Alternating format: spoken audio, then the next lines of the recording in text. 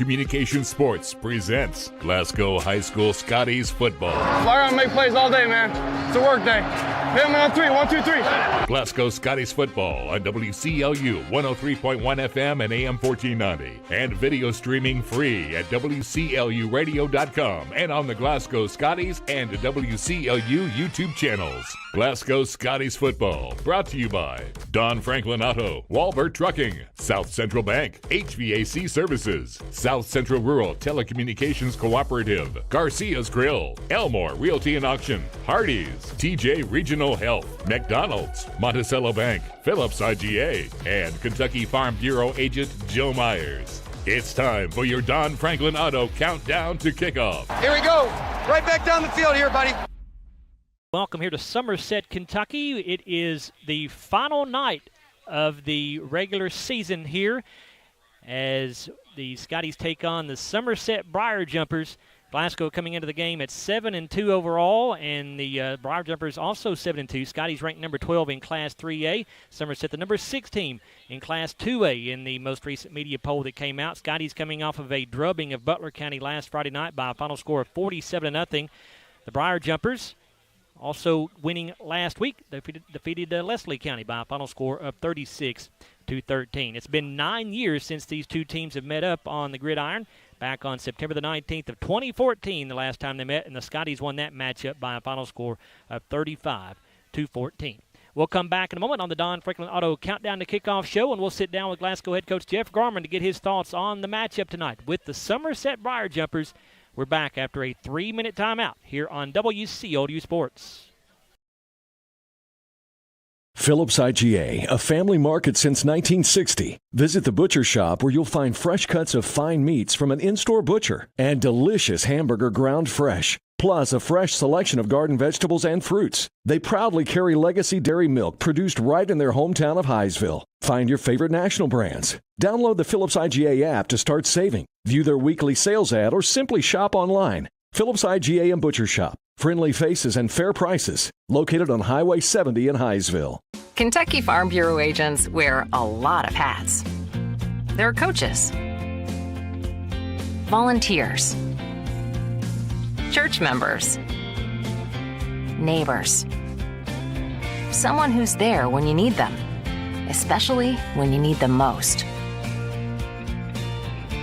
That may be a lot of hats, but they're all the perfect fit. Kentucky Farm Bureau, big on commitment. Hey, son, what you doing? Daddy, I'm going to own a dealership one day. All right, I'll dream with you. From one small dream to over 25 dealerships in the state of Kentucky, we have set out to provide Kentuckians with reliable vehicles and the best customer service for over 50 years. This may have started with a simple dream, but our dedication to our customers will go on for generations.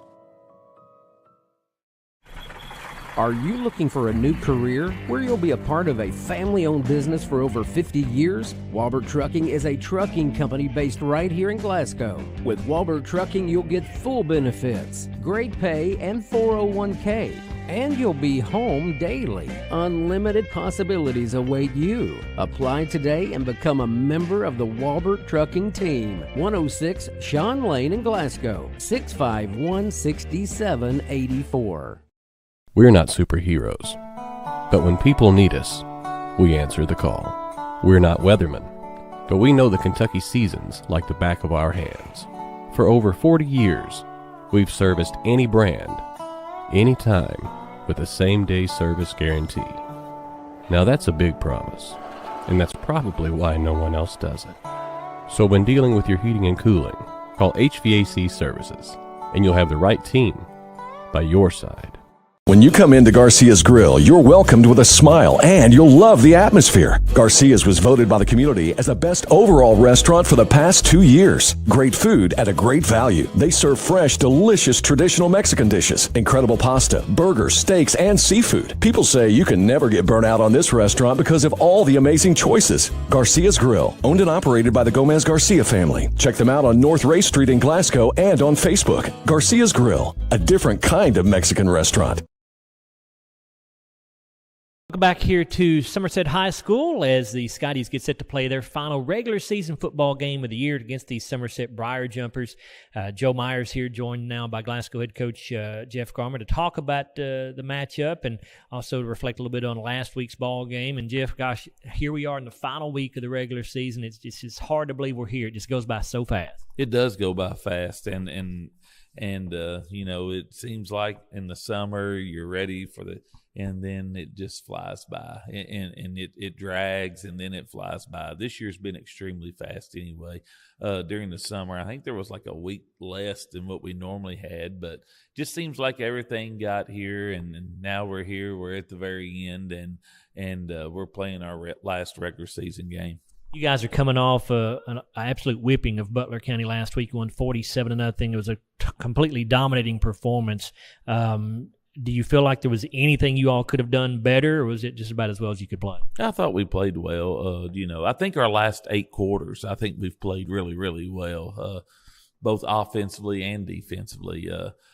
So we just want to keep the momentum going. We want to keep moving forward, and you know, this team, we have some really good players, and when we execute, we're as, you know, I think would be as good as anyone that's out there. But it takes execution, and you've got to you can't hurt yourself in games. And so Friday night will be a great test for us. Somerset's a really good football team, ranked very high in 2A, and got a really, really fast team.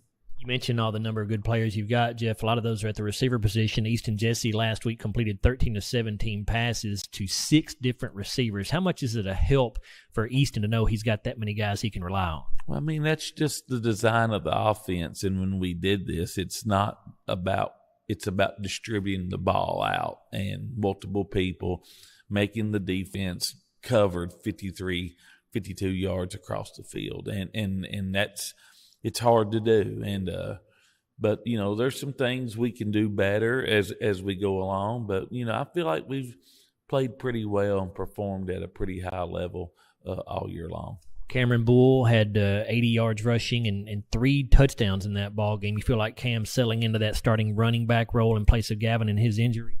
Cameron's a good player, and he is kind of settling into it. I thought in the last week. It was a little messy at the beginning, but he kind of figures it out. Cameron figures things out really quick, and he became a little more patient. He slowed down a little bit, got in behind his blockers, did a really good job. He's going to have to play really, really well here for the next 4 or 5 weeks for us to make a run. Your offense, Jeff, had 9 plays of 15 yards or more in that ball game. As a defensive coordinator, when an offense is getting those big plays on you like that, is there anything more deflating for a defense than to continue to see the offense just getting big play after big play? It's tough, and it's all about matchups, and you know, we've just got some really good players. They're still young out there on the outside. I mean, so there's a lot of improvement that can still be made, but we just got good athletes, and I think we're using them in space, and it's difficult to defend one-on-one. And your defense was ridiculous last week, Jeff. You look at the numbers, minus 26 yards rushing allowed, minus 13 yards total, no points allowed. You forced 2 turnovers. It's hard for me to imagine you could have played any better on that side of the ball as well. Yeah. And you know, statistically, this is one of the better defensive teams that we've had here in the last 3 or 4 years. We've got some speed, got some strength up front. We've played pretty well. You know, it's been a big turnaround from last year to this year. I mean, in all areas of the defense, and I couldn't be any prouder. Kids, you know, play hard. They prepare. They listen, try to really listen to what you're saying, and it shows. And you got an extended look at most of your JV guys, Jeff. You played them for almost the entire second half. What were your thoughts on how they look? Well, they've had a good year all year long, and we're very fortunate to have, you know, where our JV guys can go down on the other end of the field, practice separately from our varsity. And I've just seen great improvement all year long. And they've had a very successful JV season all year long. And so, them getting into a varsity game and performing the way they do, it doesn't surprise me. You talk about Somerset, Jeff, and boy, it is a tough way to end the regular season. They're, I think, number 6 in 2A in the media poll. They're in the top 5 or 6 in the RPI in 2A. Do you like having this kind of challenge to end your regular season as you go into the playoff? Well, I mean, here we are, and we look at our schedule, and there's 3 teams that are in their divisions ranked in the top 5. That's kind of how you want your schedule to be. You have to test yourself and see where you're at. Somerset's a good football team. We'll get tested Friday night. Number 13, Cam Hughes, Jeff, looks to be this kind of straw that stirs the drink for them. Although they are a balanced offense, but it does look like they kind of want to hang their hat on running the football. Hughes leads the team with over 1,200 yards rushing. He's got 19 touchdowns. What makes him a special player? Good feet, quick moves, run a lot of zone, him finding daylight. Very good player. And then you look, Chris Hughes, I assume maybe his brother, he's listed as a wide receiver, but he has almost 600 yards rushing. Do they line him up in the backfield some, number 17, or do they like to run jet sweep with him? How do they use him? In the backfield and running jet sweeps, but a lot in the backfield. And then the quarterback, Josh Bruner, completing about 63% of his passes. He's thrown 12 touchdowns, just 1 interception. What's the best part about his game? Takes care of the football. That's the big part. And then the defense, Jeff, they allow 148 yards rushing. What do they like to do on that side of the ball? Multiple fronts, and they're fast to the ball. Any injuries or anything for your ball club that are going to keep people out, other than Frankie Cianci? I know he's out. No, we're good to go. All right, Jeff, good luck tonight on the ball game against the Briar Jumpers, and we'll talk to you after the game. Thank you. It's Glasgow Scottie head coach Jeff Garman, and when we come back, we'll give you the starting lineups for both of these ball clubs, and we'll continue with our pregame coverage here from Somerset High School. It's Glasgow against the Somerset Briar Jumpers in the final game of the regular season. We're back after a 3-minute timeout here on the Don Franklin Auto Countdown to Kickoff show on WCLU Sports. WCLU. Hardee's 2 for $5 breakfast bake goodness into your morning. Choose a biscuit with sausage and egg, biscuit and gravy, or a country fried steak biscuit. Any 2, just $5. Hardee's, goodness in the making. Get exclusive offers on the Hardee's app. South Central Bank has been investing in the Glasgow community for over 50 years. During that time, we've learned a thing or two about hard work, relationships, and a vision for success. South Central Bank is designed to make a difference in the prosperity of our customers and the communities it serves. We want to be a part of your success. Visit southcentralbank.com. South Central Bank, member FDIC, equal housing lender. With a history of scoring touchdowns and breaking records, Dakota Elmore knows a thing or two about hard work. At Elmore Realty and Auction, his team, often referred to as the A-Team, applies that same work ethic in how they serve this community. With a combined 200 years of experience, the team serves our commercial industry, helps families find their dream home, and makes your auction an easy, profitable, and positive experience. Elmore Realty and Auction, trusted since 1935. Check them out on Facebook for listings and auctions. If you already have internet through SCRTC, there's a pretty good chance your speed just went up, maybe even paying less. And if you don't, check on fiber optic with SCRTC in your area, because 500 meg is now only $70. That's 500 down and upload. And if you want more speed, SCRTC got it, up to 5 gig of it. Make the switch right now at SCRTC.com and we'll do the install free. This won't last forever. With unmatched customer support, SCRTC, your best and last internet provider. Have you injured yourself playing a sport or exercising? Sports medicine experts at TJ Regional Health are trained to get you back on the road to recovery. Whether you're dealing with sprains, fractures, knee and shoulder injuries, or other common injuries, our goal is to prevent illness and injury in active individuals of all ages and help prevent future problems to maximize your performance. Find out more at tjregionalhealth.org/rehab. Patients first, team always. TJ Rehabilitation Services. Monticello Bank first opened its doors in 1895 as a single office in Monticello, Kentucky. Today, there are 21 MBC locations across the Commonwealth. From home loans to commercial lending, Monticello Bank offers a wide variety of convenient financial services and competitive rates from local people you know and trust. Visit them at 1434 Happy Valley Road in Glasgow and let them help make the financial side of your life a little easier. Monticello Bank, where people matter. Member FDIC, Equal Housing Lender.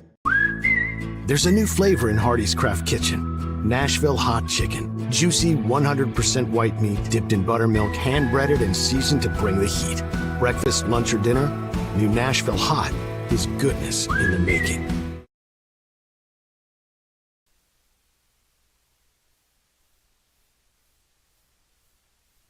Welcome back here to Somerset Middle School. Actually, Meese Middle School is the location of the football field. It's Clark Field here in Somerset. Scotty's about to take on the Somerset Briar Jumpers here on the Don Franklin Auto countdown to kickoff here. And let's go ahead and give you the starting lineups for these ball clubs. Lineups are brought to you by TJ Regional Health. Let's take a look first at the Somerset Briar Jumpers on offense. Starting at left tackle, it will be Caleb Hall. He's a 5'11", 220 senior. Left guard is Zasha Jones, a 6', 300-pound freshman. At center, Eston Bruns, a 5'9", 195 senior. Right guard is Jason Gambrell, a 6', 320 senior. The right tackle, Tyler Nguyen, a 5'8", 210 senior. Tight end for the Briar Jumpers, Chaz Reams, a 5'11", 195 senior. At wide out, you've got Isaiah Lewis, a 6'2", 165 junior. Caden Samala, a 5'11", 178 senior. And Chris Hughes, a 5'11", 170 sophomore. Running back for the Jumpers is Cam Hughes. He's a 5'10", 170 senior. And Josh Bruner, the quarterback, a 6'1", 180 junior. The Jumpers on defense look like this. At nose tackle, it's Cameron Alsop. He is a 5'10", 235 sophomore. Jacob Bartley, one of the defensive ends. He's a 6'3", 230 sophomore. The other D end is Zach Carter, a 6'1", 215 sophomore. Linebackers are Grayson Gulak, a 5'10", 165 junior. Austin Lawless, a 6'1", 180 freshman. Brady Barnes, a 5'9", 183 senior. And Zach Koger, a 6'1", 250 junior. Cornerbacks are Isaiah Lewis and Braden McChrystal. Braden's a 5'11", 151 senior. Strong safety, Chris Hughes. Free safety, Cam Hughes. Head coach for Somerset is Clay Clevenger. He's in his first season with the Briar Jumpers with a record of 7-2. Assistant coaches for Somerset are Castle Hatcher, George Hatcher, Kagan Skidmore, and Ty Tevis. Again, these lineups brought to you by TJ Regional Health. Let's take a look now at the Glasgow starters for you. On offense, the left tackle is Ryan Randall, a 6', 278 senior. Left guard, Rad Gentry, a 5'9", 232 senior. At center, it's Luke Simmons, a 6'5", 286 senior. The right guard is Caven Massey, a 6'1", 241 sophomore. Right tackle, Cam Johnson, a 6'3", 273 senior. The wideouts are Jarek Martin, a 6'4", 170 sophomore. Rico Crowder, a 6'3", 185 senior. Lucas Christian, a 6'2", 160 senior. And Dalen Thomas, a 6'2", 200-pound sophomore. At running back for Glasgow, Cameron Bull, a 6', 167 sophomore. And the Scotties quarterback is Easton Jesse, a 6'1", 190 junior. Defensively for the Scotties, the tackles are Cam Johnson and Parker McGowan. McGowan's a 6'2", 344 junior.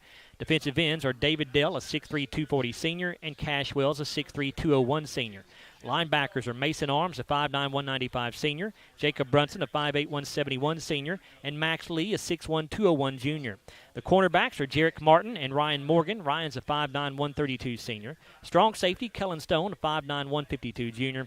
And the free safety for the Scotties is Dalen Thomas. Head coach for Glasgow is Jeff Garman. He's in his 9th season with Glasgow with an overall record of 77 wins and 29 losses. Glasgow assistant coaches are John Myers, Stephen Buford, Blaze Talicki, Tyler Hughes, Cameron Garman, Randall Parmley, Kevin Estes, Jeff Ritchie, Desi Austin, and Peyton Gibbons. And those are your starting lineups. Again, brought to you by TJ Regional Health. As we continue here on the Don Franklin Auto Countdown to Kickoff show now, we bring in Larry Alexander and Chase Landrum. Again, Bruce not able to be here this week. Larry is back from his vacation, and glad to have Chase along with us for the 3rd consecutive week. Appreciate him joining us once again. And, Larry, this is a very tough opponent tonight for the Scotties to end the regular season. Glasgow played very well last week against Butler County. Granted, Butler County they were just out-talented. Scotties were just a much better ball club. But the Scotties got a lot of momentum going in that ball game. You'd like to keep some momentum going to these playoffs, which will start next Friday night at McLean County. I think it's a necessity to be able to play well here tonight. I think you want to, after beating a Butler County team that wasn't very good, and then losing 2 good close ball games to your district opponents.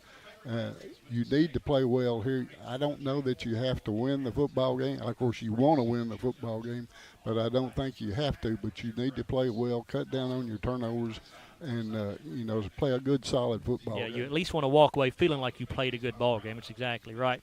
And Chase, lots of football tradition here at Somerset. Of course, they won their only state title just a few years ago, back in 2019. It's always fun when 2 historically good football programs get together and play.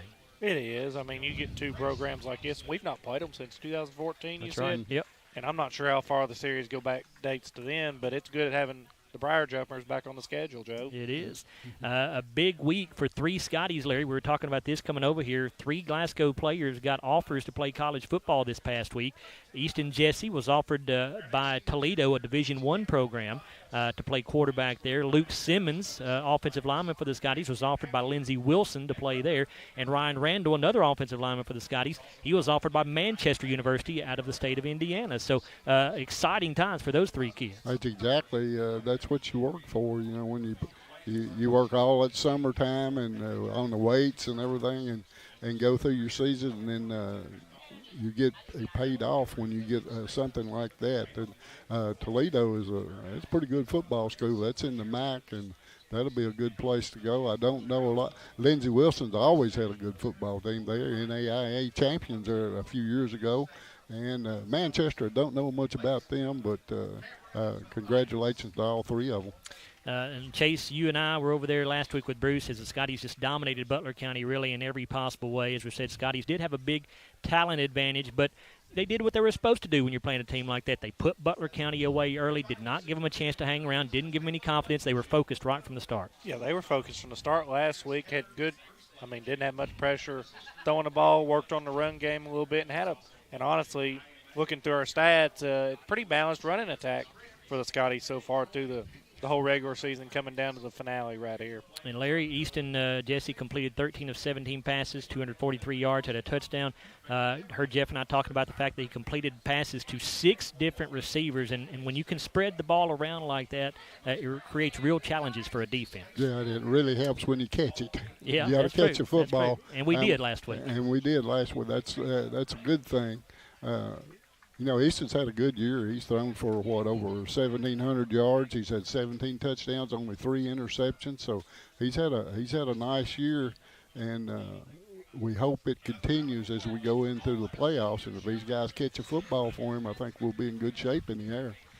And Chase Campbell looks very comfortable in that starting running back role after he took over a couple of games ago for the injured Gavin Neal. He had 80 yards rushing last week, had 3 big touchdowns against Butler County. Yeah, he looks real comfortable in the backfield, and I would say that Easton looks pretty good running the ball as well.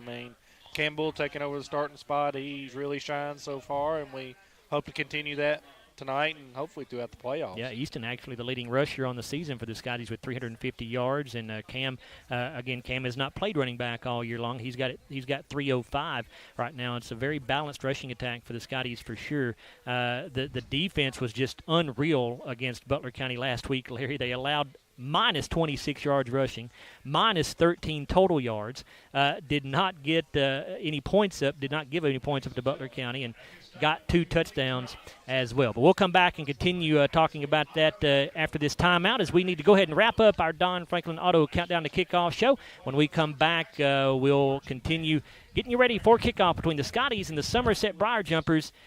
We're back after a 3-minute timeout here on WCLU Sports. This has been the Don Franklin Auto Scotties Football Pregame Show. The opening kickoff is just minutes away on WCLU. We know there's a big difference between being in a community and being part of the community. That's why here in Glasgow, we cheer on the Scotties. We work hard every day to make a positive impact on the community we call home. Behind our golden arches, we strive daily to serve delicious food and treats. If you could only smell this McDonald's ad, you'd smell how delicious this burger and fries really are. Join our McTeam. To learn how, text KY209 to 38000. Benefits include a sign-on bonus up to $500. Phillips IGA, a family market since 1960. Visit the butcher shop where you'll find fresh cuts of fine meats from an in-store butcher and delicious hamburger ground fresh. plus a fresh selection of garden vegetables and fruits. They proudly carry legacy dairy milk produced right in their hometown of Highsville. Find your favorite national brands. Download the Phillips IGA app to start saving. View their weekly sales ad or simply shop online. Phillips IGA and Butcher Shop. Friendly faces and fair prices. Located on Highway 70 in Highsville. Kentucky Farm Bureau agents wear a lot of hats. They're coaches, volunteers, church members, neighbors, someone who's there when you need them, especially when you need them most.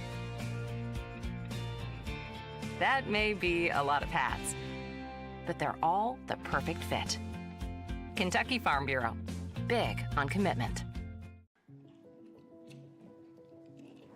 Hey, son, what you doing? Daddy, I'm gonna own a dealership one day. All right, I'll dream with you. From one small dream to over 25 dealerships in the state of Kentucky, we have set out to provide Kentuckians with reliable vehicles and the best customer service for over 50 years. This may have started with a simple dream, but our dedication to our customers will go on for generations. Glasgow Scotties football on WCLU 103.1 FM and AM 1490. And video streaming free at WCLUradio.com and on the Glasgow Scotties and WCLU YouTube channels. Glasgow Scotties football brought to you by Don Franklin Auto, Walbert Trucking, South Central Bank, HVAC Services, South Central Rural Telecommunications Cooperative, Garcia's Grill, Elmore Realty and Auction, Hardee's, TJ Regional Health, McDonald's, Monticello Bank, Phillips IGA, and Kentucky Farm Bureau agent Joe Myers. Playtime's over, boy. Somebody got to be the victim tonight. Go! Go! It's time to play. Game day. Let's get the game on. Welcome back here to Clark Field at Meese Middle School here in Somerset as we are just about ready for tonight's Walbert Trucking coin toss. We'll keep an eye on the field and let you know what's going on down there.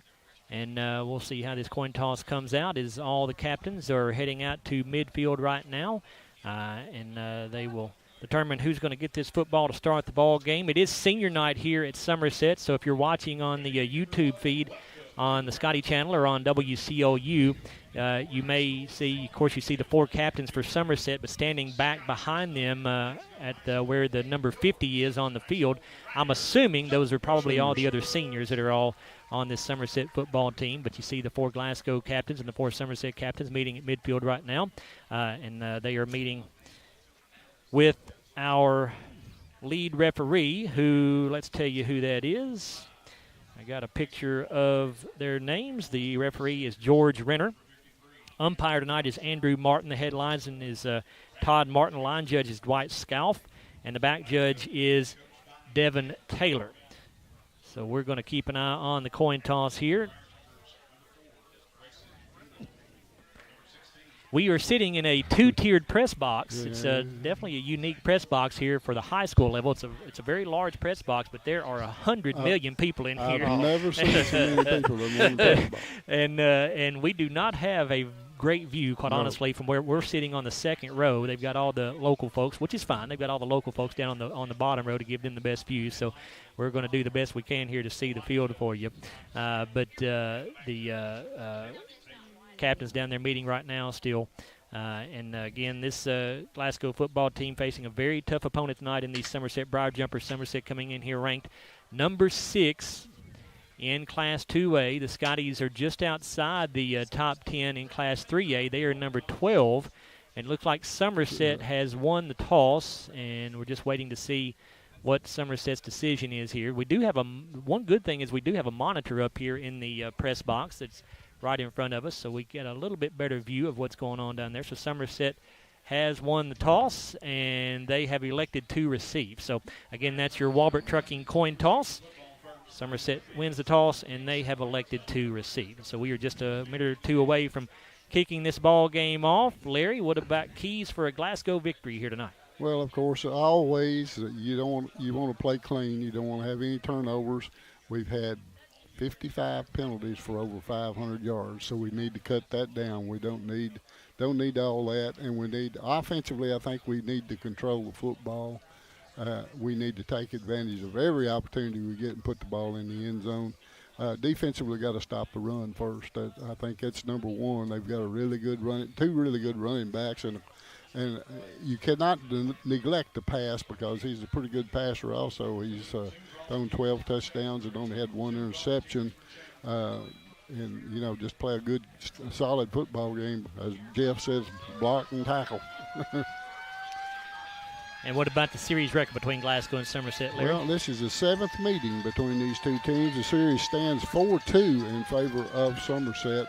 The first meeting came way back in 1947 when Somerset won that football game 41-0 at Somerset. The last meeting came in 2014, which we've already alluded to. The Scotties won that one 35-14 at Glasgow. And Somerset in purple jerseys and pants tonight with pink numerals. And they've got the gold helmet and no emblem on the side of the helmet. The Scotties are in all white tonight as they have the Columbia blue numerals and letters with a royal blue helmet and the white Scottie paw on the side of the helmet. So we are certainly glad to have you along here. Should be a good ball game tonight between two historically good football programs in Glasgow and Somerset. Of course, the Briar Jumpers won a state title in 2019. Scotties have not won a state title, but they've been to the state championship game four times in their history. Just have not been able to get over the hump, unfortunately. So Jared Malagon will come out and tee it up for Glasgow, as Somerset will be moving left to right from where we sit here in the press box. There is a good crowd over there for Glasgow across the way. Yeah, they have huge stands there. Even on the far side, they've got a lot of bleachers. Yeah, it says on the KHSLA website that this place has a capacity of 7,000 people. I believe it. It's huge, especially over here on the home side. A very nice turf field, and to the outside the left end zone from where we sit, there's a little turf field for kids to play football on while the high school game is taking place. They're taking advantage of it, too. Yeah, they are taking advantage of it. I think Glasgow has to get off the field pretty quick here. We don't need Somerset to run the football down the field on us and get the momentum on our side. I'm not real sure what the delay is here. The referees are just kind of standing around. The players are just kind of standing around, and I think we're about ready to get this thing going now as Malagon does have it teed up. He gets a pat on the head from one of the officials. I've got two guys standing right up in front of me, and I'm not going to be able to see. Well, just got to do the best we can, Larry. Yeah, we, again, do not have a very good view from up here, but we'll do the best we can. And this kick going to be returned from the 15-yard line, 20-25, and going to be stopped at the 29-yard line. We'll see if we can pick up the number of the returner for you. That is, I believe, Cam Hughes on the return that time. Yeah, Logan Starr is the man who made the hit. 6', 161 senior for the Scotties. So the Briar Jumpers will start 1st and 10 at their own 29-yard line.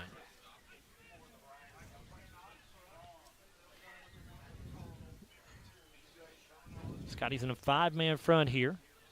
Briar Jumpers have 3 receivers to the near side. Nobody wide to the left. Hughes is the running back to the left of Brunson, who is in shotgun formation. They give to Hughes, and the Scotties meet him in the backfield. He'll get a yard. That'll be it. Gain of 1 to the 30. Yeah, Jacob Brunson hit him first, but he rolled off of him, but he stopped his momentum, and Mason Arms came in to make the tackle. 5 down, 195 senior. Quarterback Josh Bruner relays the play to his teammates in the huddle there. He'll set up in shotgun formation with Hughes to his right this time. You got trips to the right side again. Tight end on the left side of the line. Here's the snap.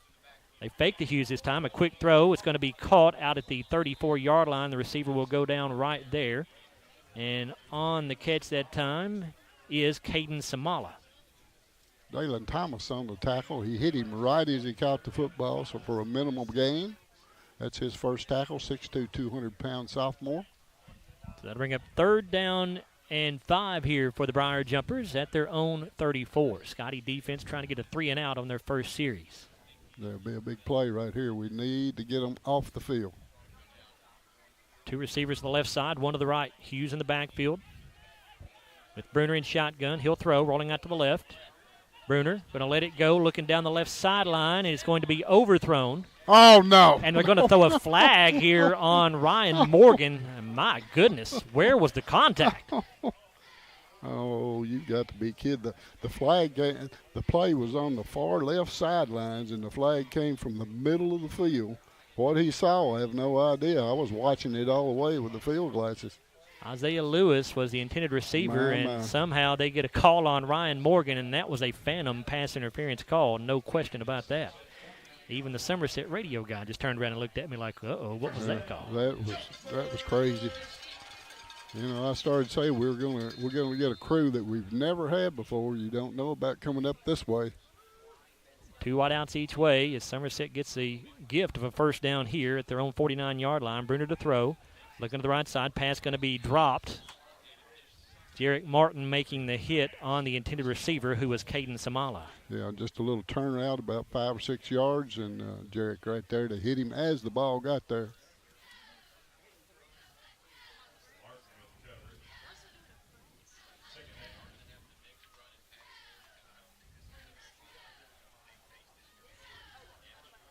Second down 10 for the Briar Jumpers. 2 wideouts to the left side, a single wideout to the right. Hughes, the running back, to the right of Bruner. Going to give it off to Hughes, trying to get around the left side. Now turns it upfield, and he's going to get hit at the line of scrimmage, and he'll get a yard to the 50. There's Mr. Arms again, Mason. That's his second tackle of this first quarter. Just a quick hitter off the left side right there. So far, so good against the run up front. 3rd down and 9 here for the Briar Jumpers.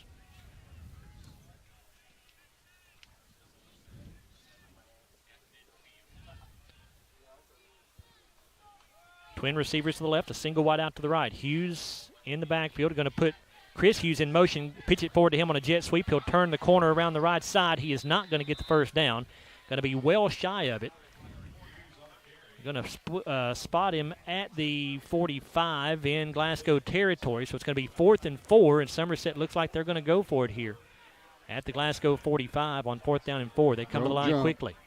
2 wide out to the left side, a single wide out right, and the Scotties jump off sides.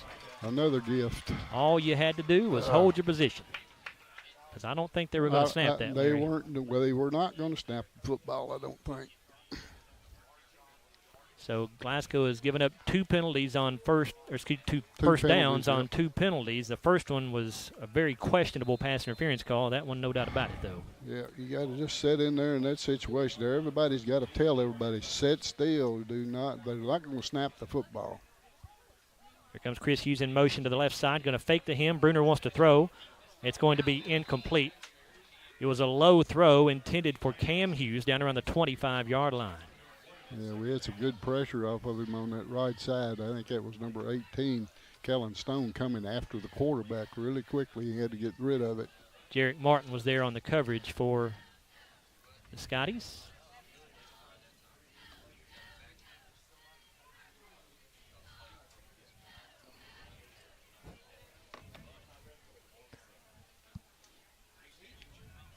Three receivers to the left side, a single wide out to the right. Cam Hughes in the backfield. They'll give it off to him. Goes up the middle with it. He meets a wall of white jerseys going nowhere. Yeah, that's big number 78. That's Mr. McGowan on that tackle. That'll be his first. Parker McGowan, 6'2", 344, and a junior. And it's 3rd down and 10 here for Somerset. We'll see if the Scotties can get off the field here. Of course, they're at the Glasgow 40. Could be 4-down territory, especially if they can gain 5 or 6 yards here. Yeah, I think it probably would be. A single wide out to the left, trips to the right side. Cam Hughes in the backfield, Bruner in shotgun formation. Going to fake the Hughes. Bruner flushed out of the pocket under pressure, going to let it go, and it is going to be caught. And staying in bounds and making the catch at the 28-yard line is Chris Hughes.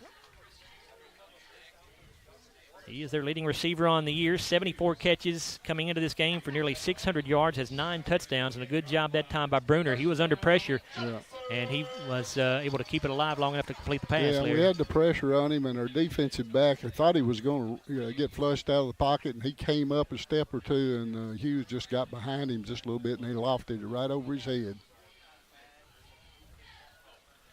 Bruner will go under center this time for the first time. Chris and Cam Hughes split in the backfield. They're going to give this off to Cam Hughes. He'll take it off right tackle and get it inside the 25, down near the 24. I think that was number 8, Dalen Thomas again on the tackle. That's his second.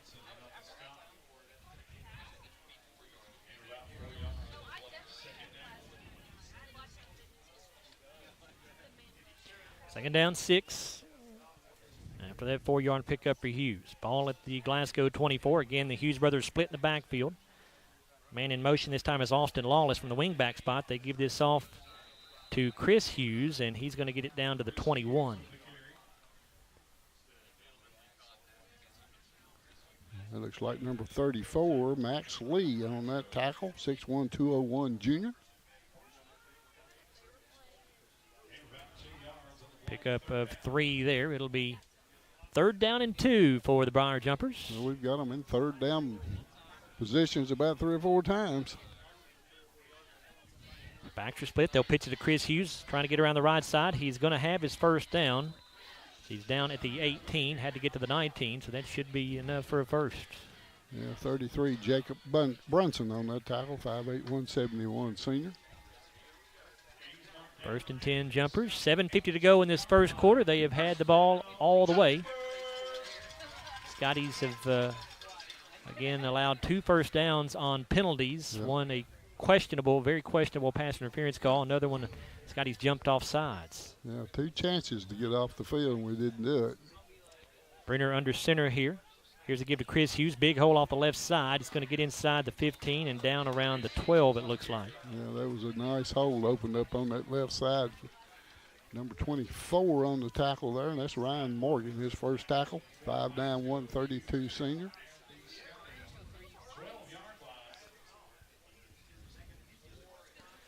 Second down and 4. Ball at the Glasgow 12. Bruner under center. Cam and Chris Hughes in the backfield. Lawless comes in motion from his wing-back position. Here's a give to Cam Hughes. Goes off right tackle. Behind his blockers, he's inside the 5, and he is into the end zone. Touchdown, Somerset. He just ran over a couple of people that time. So the Briar Jumpers strike first in this ball game with 6:50 to go in the first quarter. It's Somerset 6, Glasgow nothing.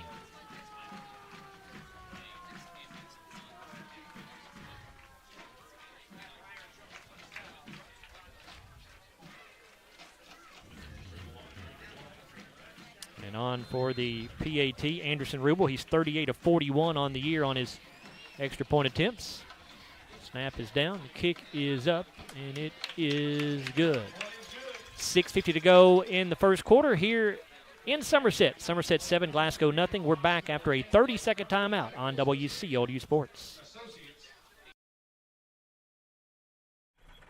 Are you looking for a new career where you'll be a part of a family-owned business for over 50 years? Walbert Trucking is a trucking company based right here in Glasgow. With Walbert Trucking, you'll get full benefits, great pay, and 401k. And you'll be home daily. Unlimited possibilities await you. Apply today and become a member of the Walbert Trucking team. 106 Sean Lane in Glasgow, 651-6784.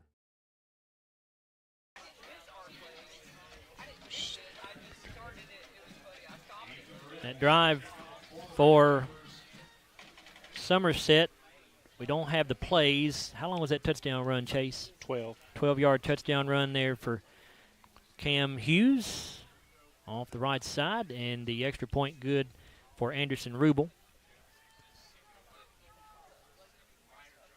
Drive goes 71 yards.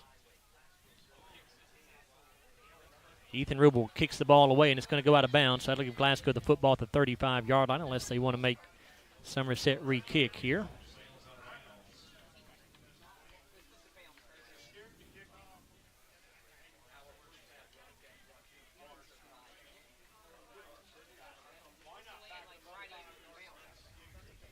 The Scotties are going to force Somerset to kick the ball again.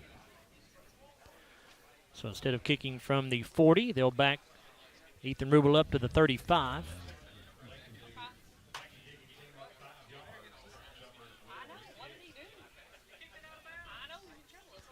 Rico Crowder and Cam Bull are the deep men for the Scotties.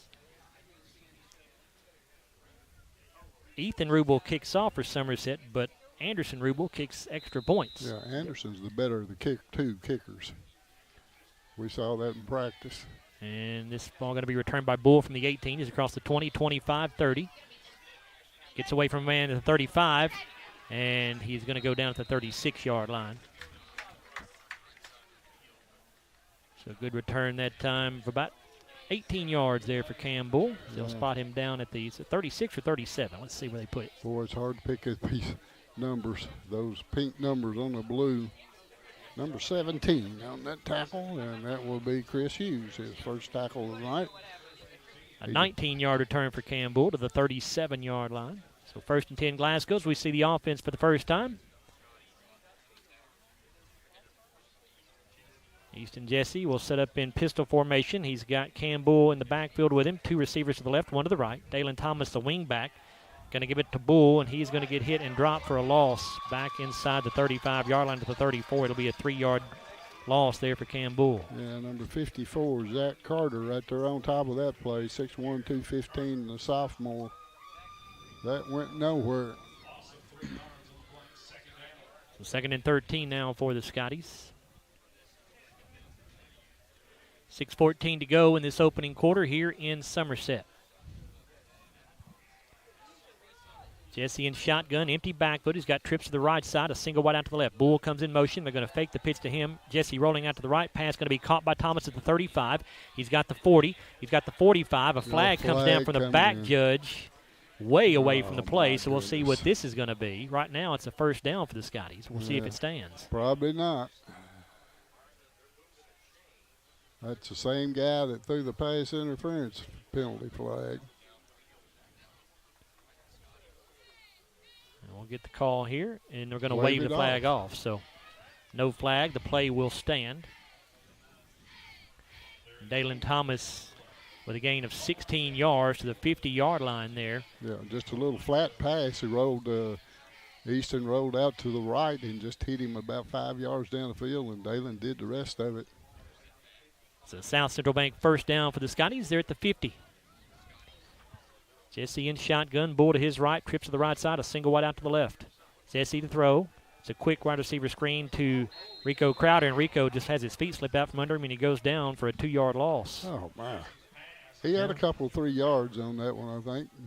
Just a 1-yard loss, actually, to the 49. So 2nd down and 11. Turf probably a little turf monster got wet. Him, Larry. Yeah, it's probably a little wet with the dew and everything. But 2nd and 11 for Glasgow. 3 men wide to the right, 1 to the left. Jesse in an empty backfield. He's in shotgun. Here comes Bull in motion. They fake to him. Jesse keeps it himself up the middle, and Easton going to go down at the 45-yard line in Somerset territory. He'll pick up 6 there. It'll be 3rd down and 5. 40, I believe it's 43 on that tackle. That will be Brady Barnes. That's his first tackle of the night, 5'9", 183 senior.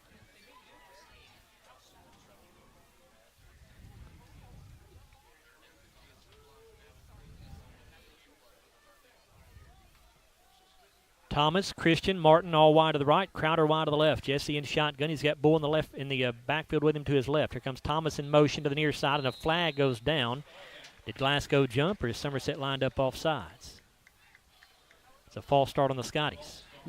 So penalties hurting Glasgow badly right now. That's their 3rd penalty for 25 yards. The first 2 came on defense, and they allowed first downs. Yeah, the first one was the big one. That prolonged that kept their drive going to start with.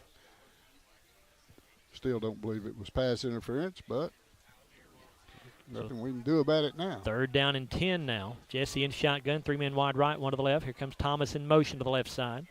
Cam Bull, the running back. Jesse to throw. Easton steps up in the pocket, and he is going to go down. Jesse was thinking about running that football, but he either got tripped up or his feet slipped out from under him, and the Scotties have to punt this ball away on 4th and 8 from the Somerset 48-yard line. Yeah, I really think he stumbled too.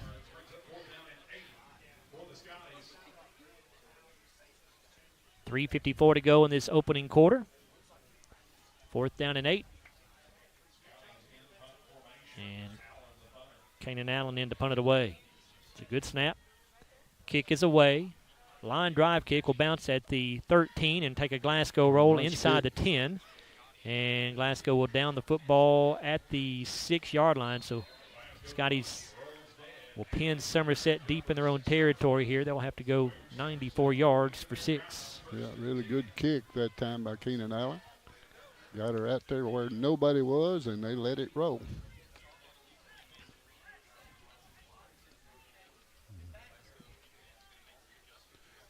Punt of 44 yards right there, I believe it was. Is that right, Chase?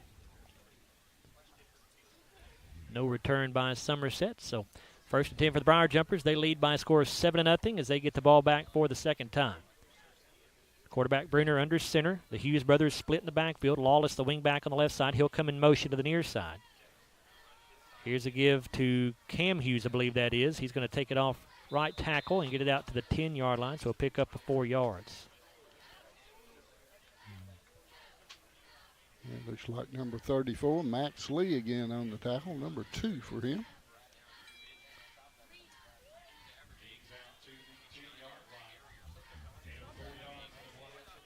Second down 6 for the Jumpers. 3 minutes to go in this first quarter. Briar Jumpers lead 7-0.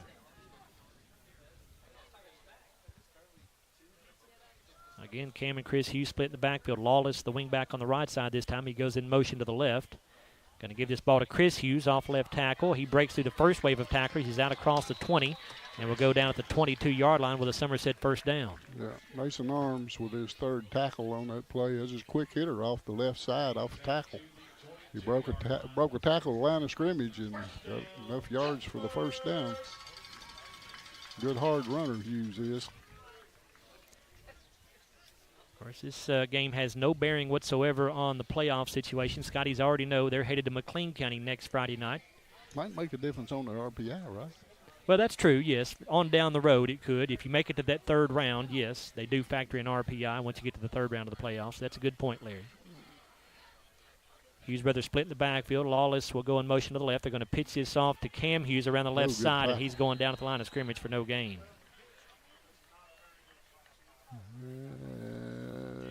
Looks like number 21. Is that 21? That is the number he's wearing, Larry. It's not a number I'm familiar with. Xander Contreras, sophomore. Is that him? That's what we've got on the roster.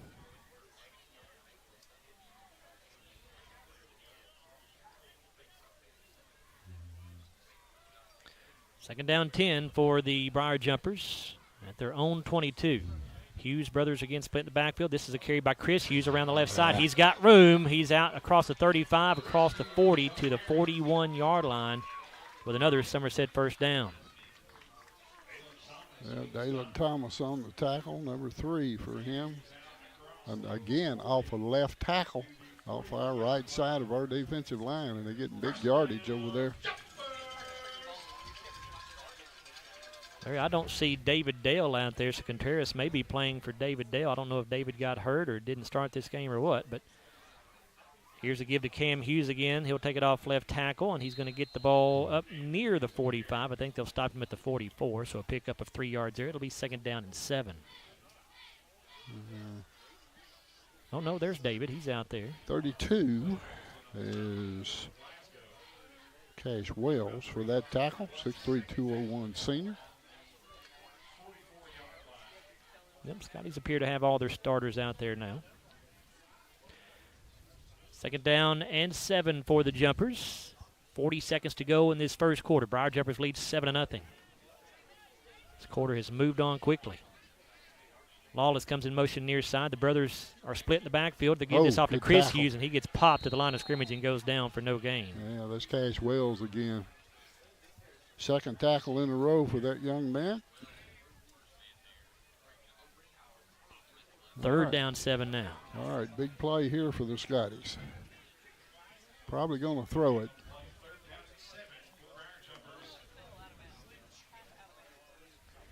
And that's going to be the end of the first quarter of play. So we'll find out what happens on third down after this timeout. Again, it is Somerset 7, Glasgow nothing. We've completed one here in Somerset. We're back after a 1-minute timeout on WCLU Sports. We're not superheroes, but when people need us, we answer the call. We're not weathermen, but we know the Kentucky seasons like the back of our hands. For over 40 years, we've serviced any brand, anytime, with the same-day service guarantee. Now that's a big promise, and that's probably why no one else does it. So when dealing with your heating and cooling, call HVAC Services, and you'll have the right team by your side. When you come into Garcia's Grill, you're welcomed with a smile and you'll love the atmosphere. Garcia's was voted by the community as the best overall restaurant for the past 2 years. Great food at a great value. They serve fresh, delicious traditional Mexican dishes, incredible pasta, burgers, steaks, and seafood. People say you can never get burnt out on this restaurant because of all the amazing choices. Garcia's Grill, owned and operated by the Gomez Garcia family. Check them out on North Ray Street in Glasgow and on Facebook. Garcia's Grill, a different kind of Mexican restaurant.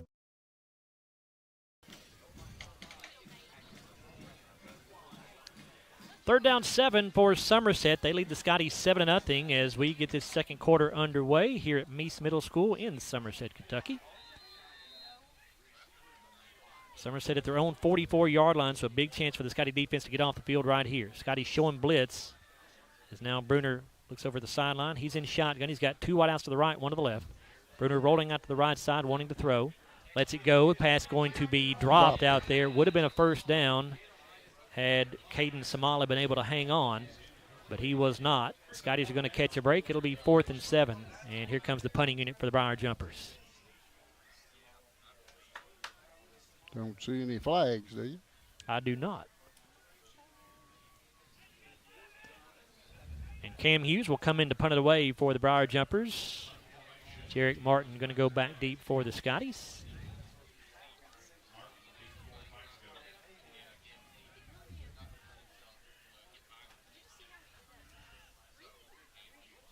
It's a fake. Bruner going to throw. Pass going to be caught for the first down at the 40.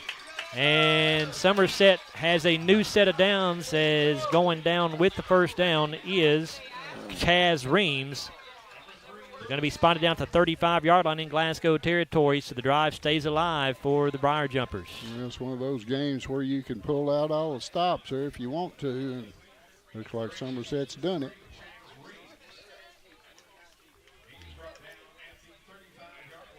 First and 10 for the Jumpers at the Glasgow 35. Just underway here in this second quarter. The Briar Jumpers lead 7-0. Yeah, good call. You know, that part of the field, if you didn't make it, you didn't give Glasgow, great field position. But Bruner under center this time. Lawless, the wingback, goes in motion to the right. Fake to Cam Hughes. Bruner looking to throw. Has a man open down the field. It's going to be caught at the 5. And did he get into the end zone? He did not. They're going to say he's out of bounds at the 1. And that was Chaz Reams making the catch as Scotties were beaten badly that time in the secondary. Yeah. They made a one-handed catch. He made a good catch. Flag down, Larry. Hang on. I see. Flag down in the backfield, though, back around the 36-yard line, so maybe the Scotties are going to catch a break here.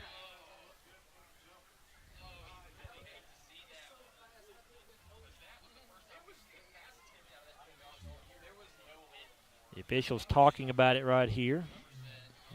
Not giving us any indication yet of what the penalty is.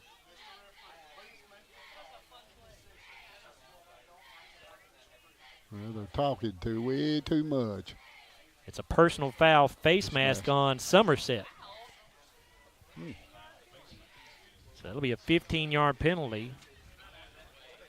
And we'll move the ball all the way back to the 50-yard line.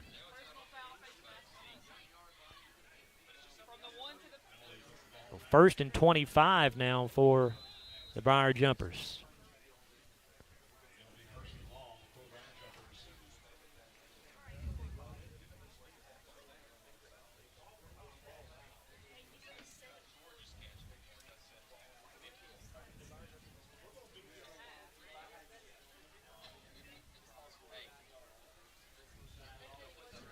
Jumpers come to the line of scrimmage. Bruner in shotgun. He's got Cam Hughes to his left, 3 receivers to the left side, a single receiver to the right. Going to give this off to Hughes up the middle, and he's going to slip through for a gain of about 4 yards to the 46-yard line. Number 19, Davey Williams on that tackle. Second tackle for him in this first half. Second down, 21 now for the Jumpers. 11 minutes to go in this first half. Somerset leads the ball game 7-0. Somerset has carried it 16 times for 79 yards as a team so far in this one. Cam Hughes again, the running back to the left of Bruner with 3 receivers left, 1 right. Fake to Hughes this time. Bruner to throw. It's a little swing pass. It's going to be overthrown, intended for Chris Hughes. Scotty's had a couple of defenders right there. Not sure Hughes was going to get much if he makes the catch. It'll be 3rd down and 21. Cam Johnson and David Dale both right there in his face, and they made him throw it before he wanted to, and it sailed on him a little bit toward the sidelines. Max Lee and Ryan Morgan were in coverage there for the Scotties, right around the would-be receiver. 3rd and 21 for the Jumpers.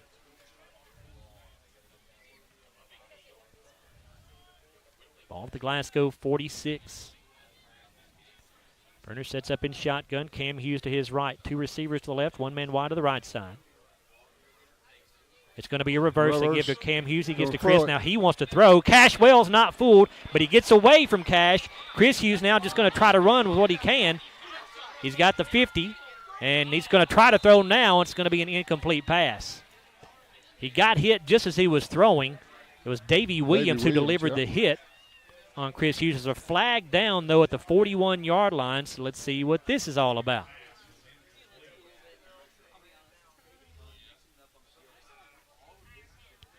And there's a receiver downfield, looks like. That's a call, Larry, so that'll be declined, obviously, by Glasgow, and Briar Jumpers will send the punting unit in on 4th down and 21. We hope they're going to punt. I didn't say they were going to punt. I just said they're sending the punting unit in. So we'll see. They did fake it last time, but on 4th and 21, it would be a pretty gutsy move to go for it here, but you never know. Jarek Martin back deep awaiting the kick. Cam Hughes in there to punt it away, we think. Snap a little bit high. Hughes will punt it this time. It's a high spiraling kick, a booming kick.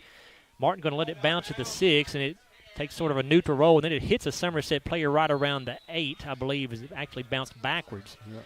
Let's see where they've thrown the beanbag here. They're going to spot the ball at the 10-yard line.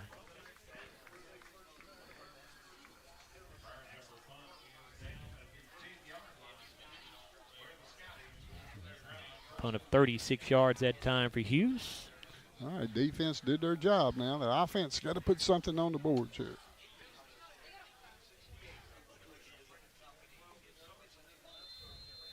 Scotties get it 1st and 10 at their own 10-yard line. Just the second time they've had the football with 10-12 to go here in the second quarter. Somerset leads 7-0.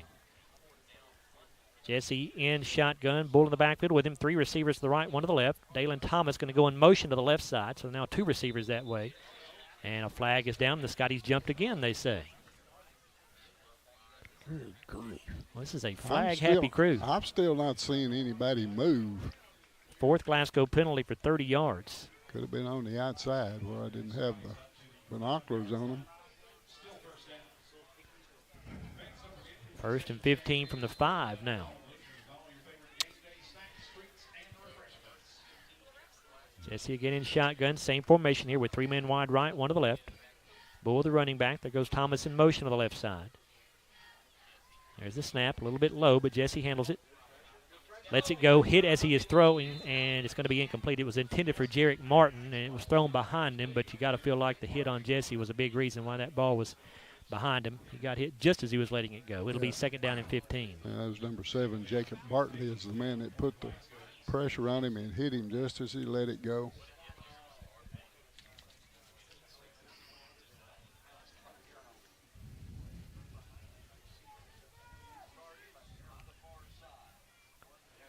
Jesse in shotgun once again on 2nd and 15. Going to give this off to Cam Bull. He'll take it around the left side. Cam going to get out to around the 7, maybe the 8 before he's taken down.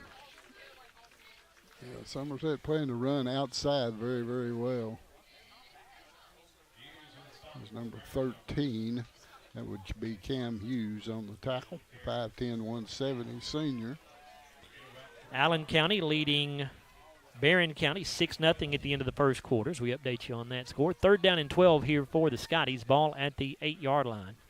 Their own 8-yard line, obviously. 9.5 minutes to go here in the second quarter. Somerset leads 7-0.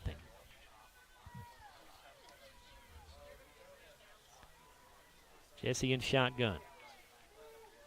Fakes to Bull. His pass going to be batted into the air and incomplete. Yeah, they're getting a big push on our offensive line, and they're just getting into the backfield, getting right in the quarterback's face.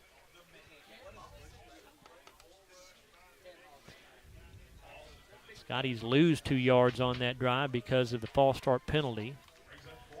So 4th and 12, and Kanan Allen will come in to punt again for the second time tonight. Somerset going to get great field position here. Bad snap, but Allen handles it, gets the punt away. Cam Hughes going to field at the 49-yard line, and his feet slips out from under him. It's the 3rd time we've seen a player slip on this turf here tonight. Yeah, he's going to go down at the Glasgow 48, excuse me. That's the thing about, well, I guess grass can get slippery also, but with the dew and everything falling on it, I'm sure. We've had a little bit of rain up here.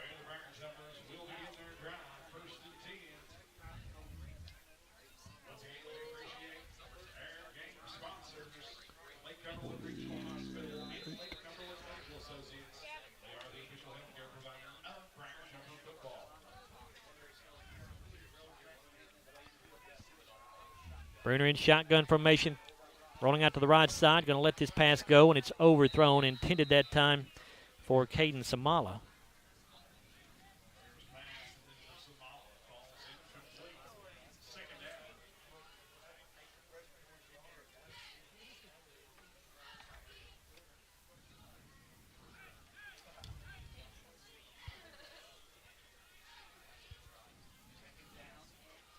It'll be 2nd down and 10 for the Jumpers at the Glasgow 48. Clock stopped with 9:07 to go in the second quarter. Somerset leads this game 7-0.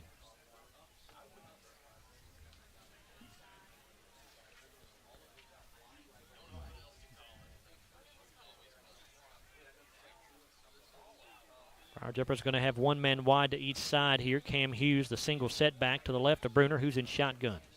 Here comes Chris Hughes in motion to the left side. Going to give it to him on a little shovel pass. He's out across the 45, across the 40, and down to the 35-yard line with a Somerset 1st down. Mason Arms finally the man that got him down, his 4th tackle. He got through a bunch of guys there. Had shots at him.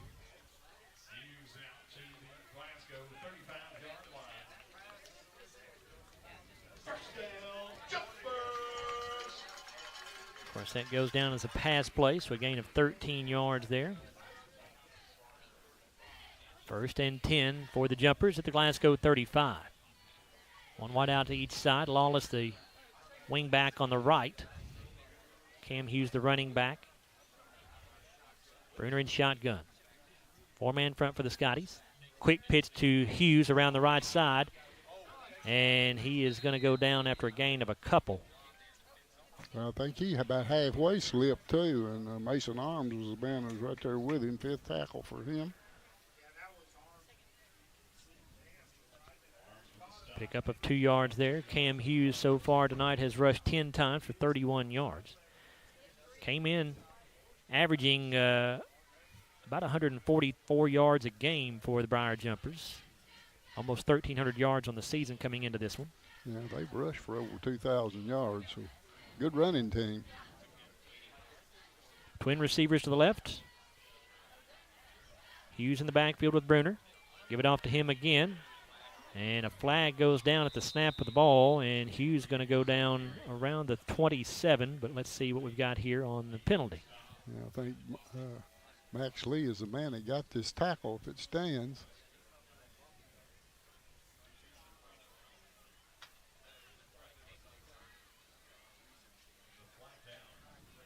False start called on Somerset. Well, should that have been blown dead? I think they were trying to blow it dead, Larry, but 5-yard penalty moves the ball back to the 38. It'll be 2nd down and 13.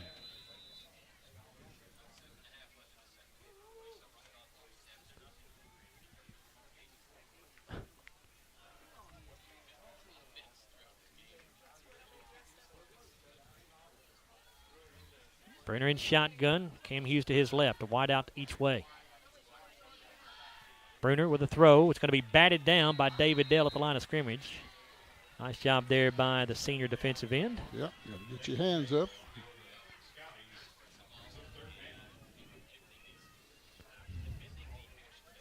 Third and 13 for the Jumpers at the Glasgow 38.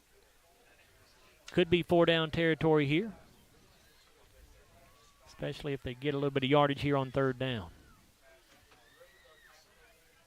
I want to thank HVAC Services for our instant replay sponsorship all season long.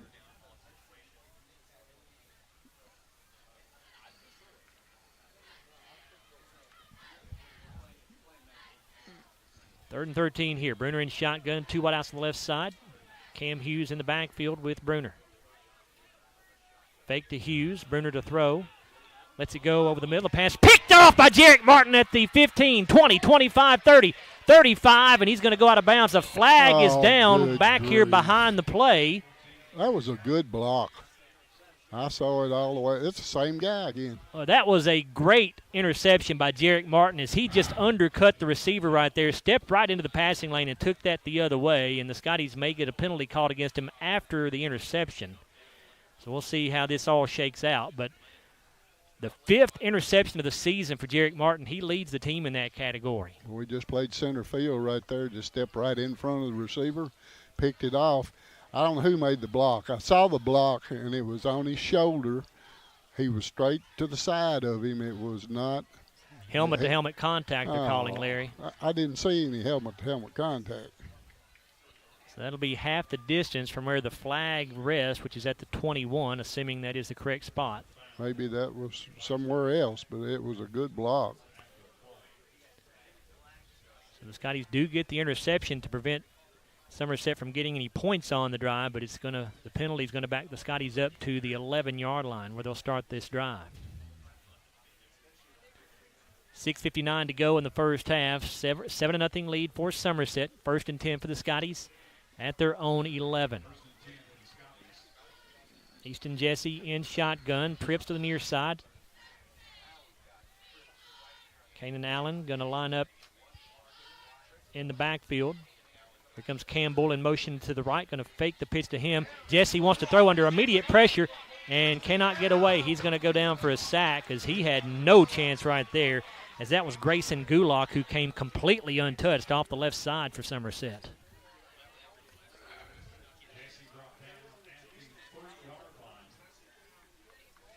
And number 4 and a sack, right? Yes, sir. Grayson Gulak, 5'10", 165, a junior. Easiest sack he'll ever have in his life. Scotties didn't touch him. It's a loss back to the 3-yard line, so 2nd down and 18 here. Yeah, lucky it wasn't a safety. Jesse in shotgun. Here comes Rico Crowder in motion to the near side. Bull, the running back. They'll give it off to Cam. Finds a little running room out across the 5, out to the 10. Close to the original line of scrimmage. Going to be a gain of 7 there. It'll be 3rd down and 11 now for Glasgow. Looks like that was number 4 again, Gulak. That's his 2nd tackle.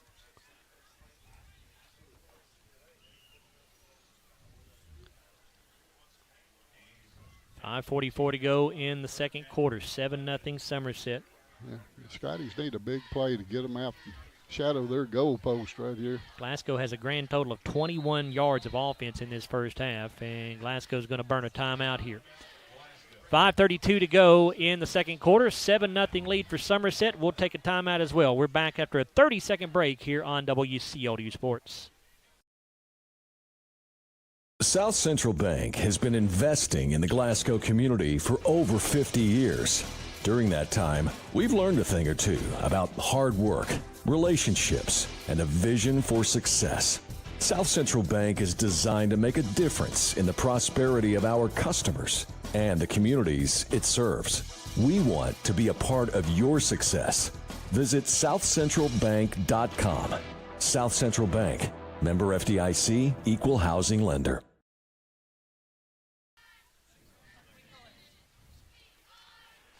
Back here at Meese Middle School in Somerset as the Briar Jumpers lead the Scotties 7-0 with 5:32 to go in the first half of play. Glasgow has the football at their own 10, 3rd down and 11. Glasgow has run just 8 offensive plays in this ball game to Somerset's 21. Jesse in shotgun, wants to throw, rolling out to the near side, has to get away from a man. Jesse going to run with it. He's got the 15, dives to try to get the first down, but he's going to be shy. Going to put him down at the 19-yard line, so it'll be 4th and 2 for the Scotties. Brady Barnes on the tackle, his second of this first half. Scotties will send the punting unit in here on 4th and 2 from their own 19.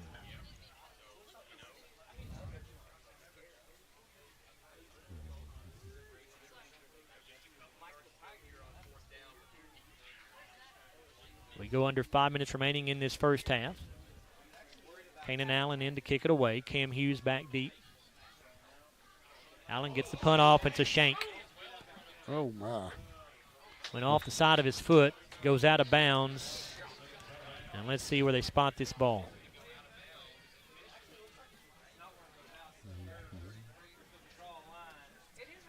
The official walking down the sideline right now. We'll see where they stop him.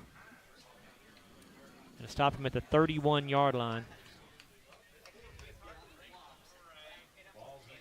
Punt of 12 yards that time for Kanan Allen. Kanan's done a great job punting the football this year, averaging 36 yards per kick, but that one his worst of the season. Yeah, he sure has. That was bad time to have one, but that's the way it goes. You can't kick every one of them perfect. Got a light rain falling here in Somerset right now, we just noticed. So 1st and 10 for Somerset at the Glasgow 31. A golden opportunity here for them to extend the lead. Here's a give off to Cam Hughes, and he's going down after a very short gain. Maybe didn't gain anything. Let's see if they give him a yard. Well, it looks like Cam Johnson in there got to him first. That'd be his first tackle for the big guy, 6'3", 273, and a senior. We'll say gain of 1. It'll be 2nd down and 9 from the 30.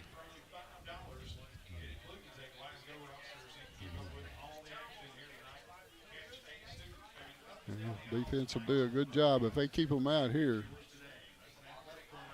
We'll get the football coming out in the 3rd quarter, so this is about a must. 2 receivers right, 1 to the left.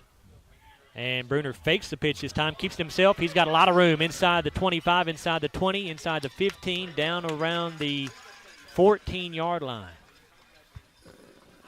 Scottie defense just bought the pitch that time, bought the fake, and all the momentum was headed that way for the defense, and then Bruner took it the opposite way with the keeper. Jacob Brunson on the tackle. That's his second. Somerset first down to the Glasgow 14-yard line with 4 minutes to go in the first half. Somerset leads 7-0 and threatening once again. 2 receivers left, 1 to the right. Chris Hughes goes in motion to the right side to give it off to Cam Hughes, the running back. He's going to get tripped up after a short gain. Yeah, it's Cam Johnson again. He shot right in there and got a hand on him and tripped him up. He had a lot of room to run if he doesn't get him on the ground. Second tackle for Cam. Actually, no gain on the play. They put it back down at the 14-yard line, so 2nd down and 10.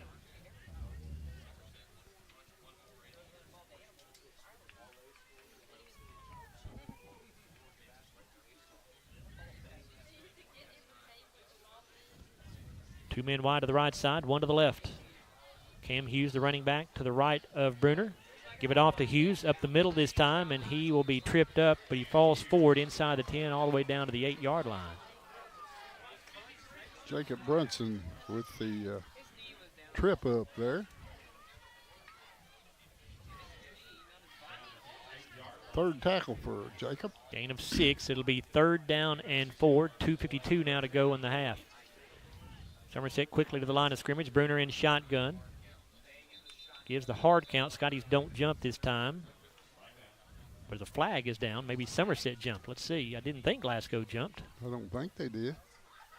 I didn't see anybody move again. Of course, they called it twice, and I didn't see anybody. Sideline warning against Somerset. A useless call. It is. next one will be a penalty.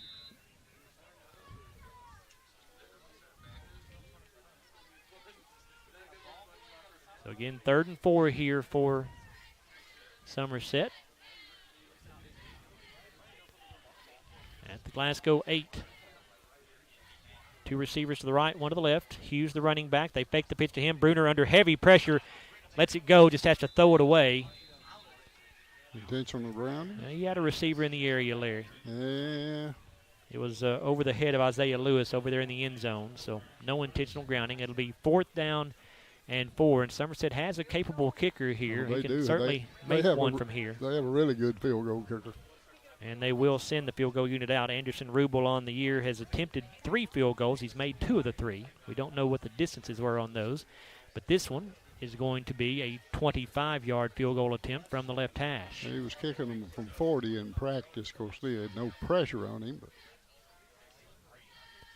snap is good. The hold is down. The kick is up, and it looks wide right, and it is. So Scotty defense stands. A great job that time by the Glasgow defense. After the shank punt gave Somerset the ball at their 31-yard line, the Glasgow 31-yard line. The Scotty defense holds and does not allow any points. What was that, 25? It was 25-yard field goal. It's wide right. Good job by the defense. It was. Scotties will get the ball out at the 20-yard line. 1st down and 10. 2:21 to go. Glasgow has just not been able to get anything going on offense tonight. No, their defensive line is manhandling us up front right now. They're just getting in, not giving Easton any time to throw the football. 30 yards of offense for the Scotties. They have just 1 first down, Chase. Is that correct? 1 first down in the ball game. Here's a give to Mason Arms. He'll go off left tackle. Mason will get the ball out to about the 24. Pick up a 4 yards. 2nd down, 6. Like number 13 on that tackle. That's Cam Hughes, his 2nd of the night. Glasgow will get the ball to start the 3rd quarter. Jesse under center. Arms and Bull split in the backfield. Kanan Allen, the wing back on the right side. Rico Crowder, the wide out to the left. And we get a whistle here. I don't see a flag, but I did hear a whistle. So the referee said it's his timeout. I don't know. He pointed to himself.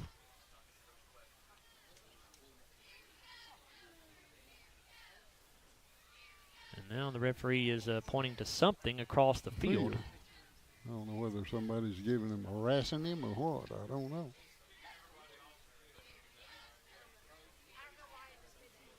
Well, this has been a very active officiating crew, let's put it that way, so far here in the first half. 8 penalties called between the 2 ball clubs. I don't have any idea what that was about. Clock stopped with 1:48 to go until halftime. 7-0 lead for the Briar Jumpers. Scotties have it at their own 24-yard line where it's 2nd down and 6. And we're ready to get back to action.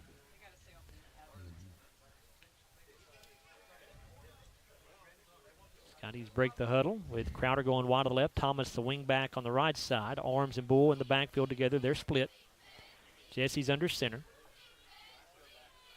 Give it off to Thomas. Now he'll try to give to Crowder, and Crowder fumbled the ball. Oh, he had a bad exchange that time between Thomas and Crowder. Not sure if Dalen just didn't get it in there, if Rico didn't secure the football, but either way, it's going to be a loss of yardage back to the 21-yard line, and that's just kind of the night it's been for the Scotty offense. If he gets that football and secures it, he's got a lot of room to run around this right side.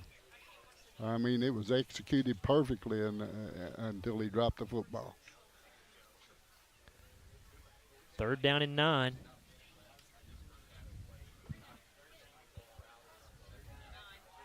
Jesse under center, the back split once again.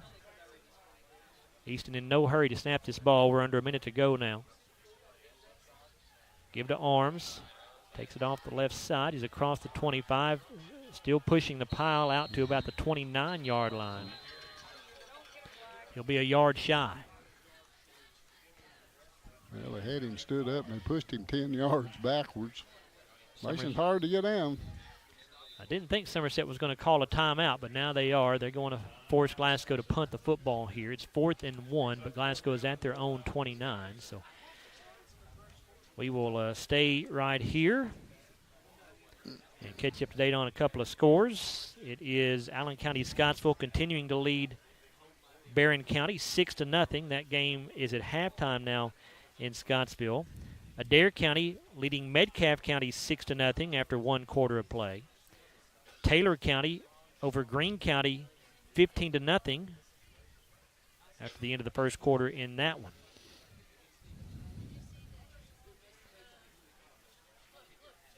And you've got Monroe County on top of Caverna by a score of 14-8.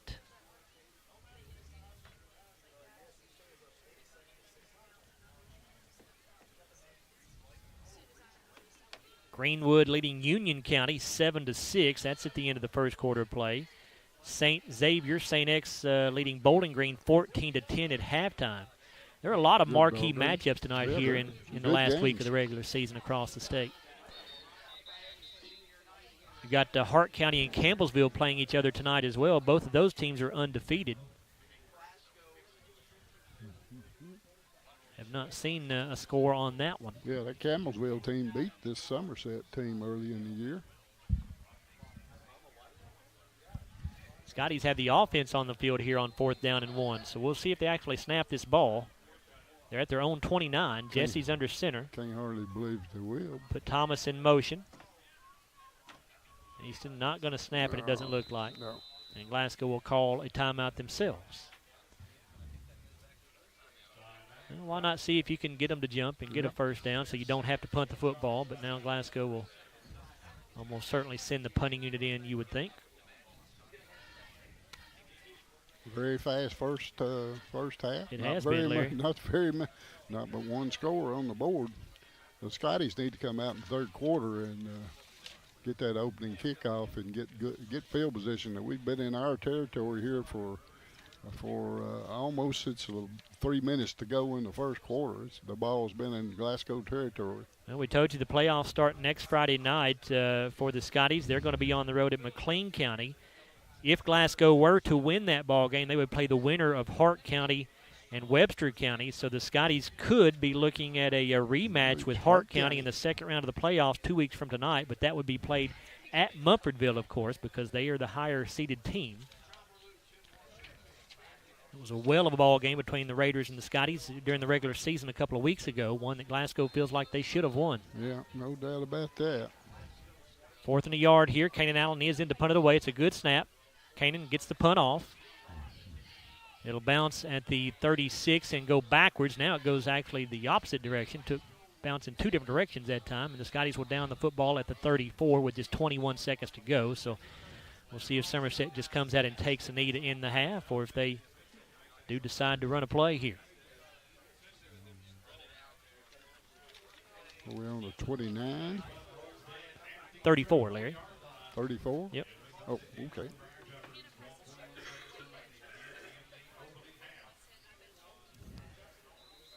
And it appears that Somerset is just going to take a knee to end the half as Brenner goes under center. And there he goes down to a knee, so that will end the first half of play.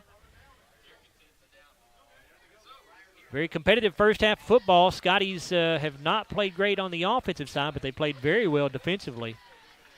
It's Somerset 7, Glasgow nothing. And we'll come back in a moment on our Don Franklin Auto halftime show and take a look at our Garcia's Grill sizzling stats. And we'll also take a look at the upcoming weekend fall sports here at Glasgow.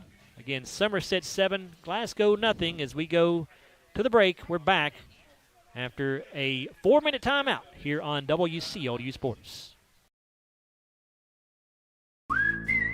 Hardee's 2 for $5 breakfast bake goodness into your morning. Choose a biscuit with sausage and egg, biscuit and gravy, or a country fried steak biscuit. Any two, just $5. Hardee's, goodness in the making. Get exclusive offers on the Hardee's app. With a history of scoring touchdowns and breaking records, Dakota Elmore knows a thing or two about hard work. At Elmore Realty and Auction, his team, often referred to as the A-Team, applies that same work ethic in how they serve this community. With a combined 200 years of experience, the team serves our commercial industry, helps families find their dream home, and makes your auction an easy, profitable, and positive experience. Elmore Realty and Auction, trusted since 1935. Check them out on Facebook for listings and auctions. Want to slash your cable bill? Save over $20 a month with MyStream TV from SCRTC. The savings alternative with the same great channel lineup you've always been accustomed to. Packages as low as $85 even include internet, at least 200 meg. This is a no-brainer. No more cable boxes, just an app. And you even get an extra stream. Wait till we show you catch-up TV. Compare your current service to the new MyStream TV from SCRTC. 678-2111. Call and save today. Have you injured yourself playing a sport or exercising? Sports medicine experts at TJ Regional Health are trained to get you back on the road to recovery. Whether you're dealing with sprains, fractures, knee and shoulder injuries, or other common injuries, our goal is to prevent illness and injury in active individuals of all ages and help prevent future problems to maximize your performance. Find out more at tjregionalhealth.org/rehab.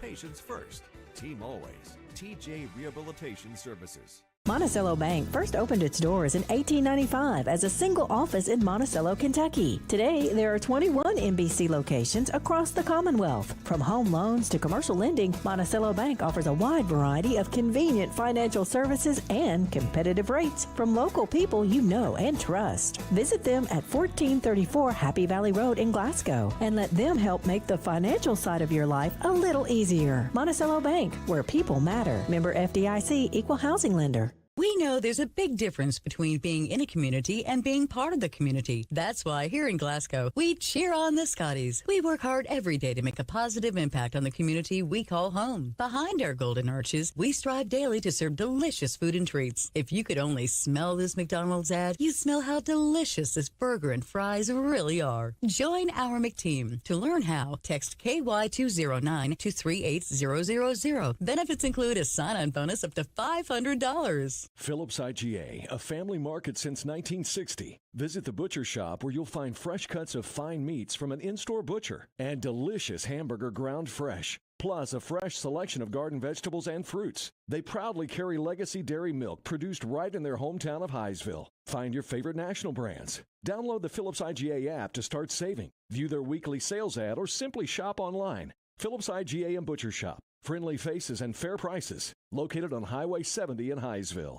Kentucky Farm Bureau agents wear a lot of hats. They're coaches, volunteers, church members, neighbors, someone who's there when you need them, especially when you need them most. That may be a lot of hats, but they're all the perfect fit. Kentucky Farm Bureau, big on commitment. There's a new flavor in Hardee's Craft Kitchen. Nashville Hot Chicken. Juicy, 100% white meat dipped in buttermilk, hand-breaded and seasoned to bring the heat. Breakfast, lunch, or dinner, new Nashville Hot is goodness in the making. It's time for the Don Franklin Auto Scotties Football Halftime Show on WCLU. Larry Alexander and Bruce Cabu back, Chase Landrum back here. Chase, I'm sorry, don't hit me. Don't hit me. Larry Alexander and Chase Landrum back here with Joe Myers here on the Don Franklin Auto Halftime Show as it's a 7-0 lead for the Somerset Briar Jumpers over the Glasgow Scotties. And, Larry, Glasgow, you can't really say anything bad at all about their defensive play. Scotties have played very well defensively. They've had to come up with some tough stops when they've been put in some bad positions as far as field position was concerned. They've been able to do that. Gave up the touchdown on Somerset's opening drive, but other than that, they've played very well. Offensively, a different story. Scotty's really struggling on offense tonight as we're looking at – I don't think Chase has the – oh, yeah, he does. He's got the offensive stats here at it. Scotty's with just 20 yards of offense here. What do we have, Chase? We're going to go by this one? Yep. Okay. Where Scotties have 39 yards of offense here in the first half. Somerset with 151. And just one first down so far for the Scotties. They've got to find some way, obviously, to get something going on the offensive side. Yeah, their defensive line has really played havoc with us. They've beaten our offensive line pretty steadily there in the first half. They're getting into Easton's face every time he tries to throw the football. They've done a good job against the run. We have dropped the football one time on a play I thought was going to go for really good yardage. But other than that, Somerset's done a great job defensively also. But the Scotties have really they put themselves in a big hole offensively, and the defense has dug them out of it for the most part. So we're very lucky to be down 7-0. Penalties have hurt Glasgow. They've only got 5 here in the first half, so not terrible. It's obviously more than you'd like to see, but they've come at bad times, Larry. Now, I'll be honest with you, Somerset's opening drive touchdown that drive was kept alive, but what we thought was a very questionable pass interference call against the Scotties. That was on a 3rd down and 15, I think it was, when that was called. That kept the drive alive. They ended up going on down and scoring the football. But that being said, Scotties need to clean up some of these penalties in the second half as well. Exactly, but that call, that was a phantom call. Where it came from, I don't know. The ball was way overthrown. He wasn't going to catch it anyway. And there was separation between the defensive man and the receiver about 5 yards before he threw the football. The referee threw the flag, so I don't know where it came from, but anyway, he called it. But we stopped them. We had them 3rd down, 4th down again, and 5, and then we jump off sides and give them an easy first down. So, and that kept the drive going. And then we put good pressure on the quarterback on one drive on 2 or 3 plays later, and he lofted one over our defensive back and got a first down, and that kept the drive going for the touchdown. But defensively, Glasgow's played really well other than that drive. Well, here on the Don Franklin Auto Halftime Show, it's Somerset 7, Glasgow nothing, and it is time to take a look at our Garcia's Grill sizzling stats. And for that, we're going to turn things over to Larry and Chase. Larry. All right, Somerset won the toss, and they did take the football. Normally people defer to the second half, but they took it, and it was the right decision. We kicked off, and they took over on their own 29-yard line at 11:56. And as we just alluded to on that first series, we had them 3 and out, and they called the pass interference penalty, and that keeps the drive going, and then we jump off sides on another 4th down and 5, and that keeps the drive going, and eventually they would put it into the end zone after 71 yards and took 5 minutes off the clock. Cam Hughes went over from 12 yards out for the touchdown. The kick by Anderson Rubel was good, and Somerset led 7-0. Glasgow's next two possessions was in and punt, as Somerset's would. So they had we only had one possession in the first half, and they had 1.5, I guess you'd say. And then Glasgow would have to punt on their next possession. Somerset would get it, and Jarek Martin made a great interception right about the 3-yard line. And played center field and stepped right in front of the receiver to stop one of their drives. And then Somerset, we would punt the football back to them, and they would drive the football down, and Glasgow's defense held, and they would try a 25-yard field goal by Rubel, which was no good. It was wide to the right, and Glasgow would get the ball back, would have to punt eventually, and then Somerset just took a knee to end the half. So here at halftime, it is 7-0 in favor of Somerset, and the Scotties will get the football when we come out in the third quarter. Chase, you ready? I am ready, Larry. With the scores, it's the Garcia's Grill Sizzling Halftime Stats. With Somerset leading the Scotties 7-0. Somerset had 8 first downs in the first half. Glasgow only had 1. Somerset is also out-rushing the Scotties 105-24. Somerset also has 50 yards passing for 155 yards total. They had a turnover, which was an interception in the first half. They also did not fumble and did not lose a fumble, but they had 1 interception. They had 3 penalties for 20 yards, and they ran 25 offensive plays. For the Scotties, they have 1 first down. They have 24 yards rushing, only 15 yards passing for a total of 39 yards in the first half. They did not turn the ball over. They They did fumble the ball one time, but they did not lose the fumble. They had 5 penalties for 40 yards and only ran 12 plays in the first half. Now, for Somerset, Josh Bruner is 4 of 13 passing for 50 yards and 1 interception. Chris Hughes also thrown a pass in the first half, was 0 of 1 for 0 yards, and they were 4 of 14 total. For rushing for Somerset, Cam Hughes had 13 attempts for 38 yards and a touchdown along with 12. Josh Bruner had 1 rushing attempt for 17 yards. Chris Hughes had 7 attempts for 50 yards. Receiving, we had Chaz Reams with 1 attempt for 21 yards, Caden Kamalo 1 attempt for 4 yards, and Chris Hughes 2 attempts for 25 yards. Punting, Cam Hughes punted 1 time for 36 yards. For the Scotties in the first half, Easton Jesse was 2 of 4 passing for 15 yards. One of those passes was caught by Rico Crowder for a -1, and Dalen Thomas, he had 1 catch for 16 yards. Rushing for the Scotties, Rico Crowder had 1 attempt for a -3. Easton Jesse had 4 attempts for 9 yards. Cam Bull had 3 attempts for 6 yards along with 7. And Mason Arms had 2 attempts for 12 yards for a long of 8. Kanan Allen punted 4 times in the first half for 131 yards. That is a 32 3/4 average with a long of 42 yards.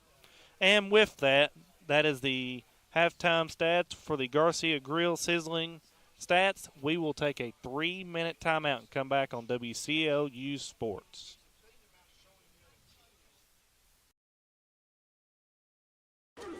This has been your Don Franklin Auto Scotties Football Halftime Show. The second half kickoff is just minutes away on WCLU. Hey, son, what you doing? Daddy, I'm going to own a dealership one day. All right, I'll dream with you.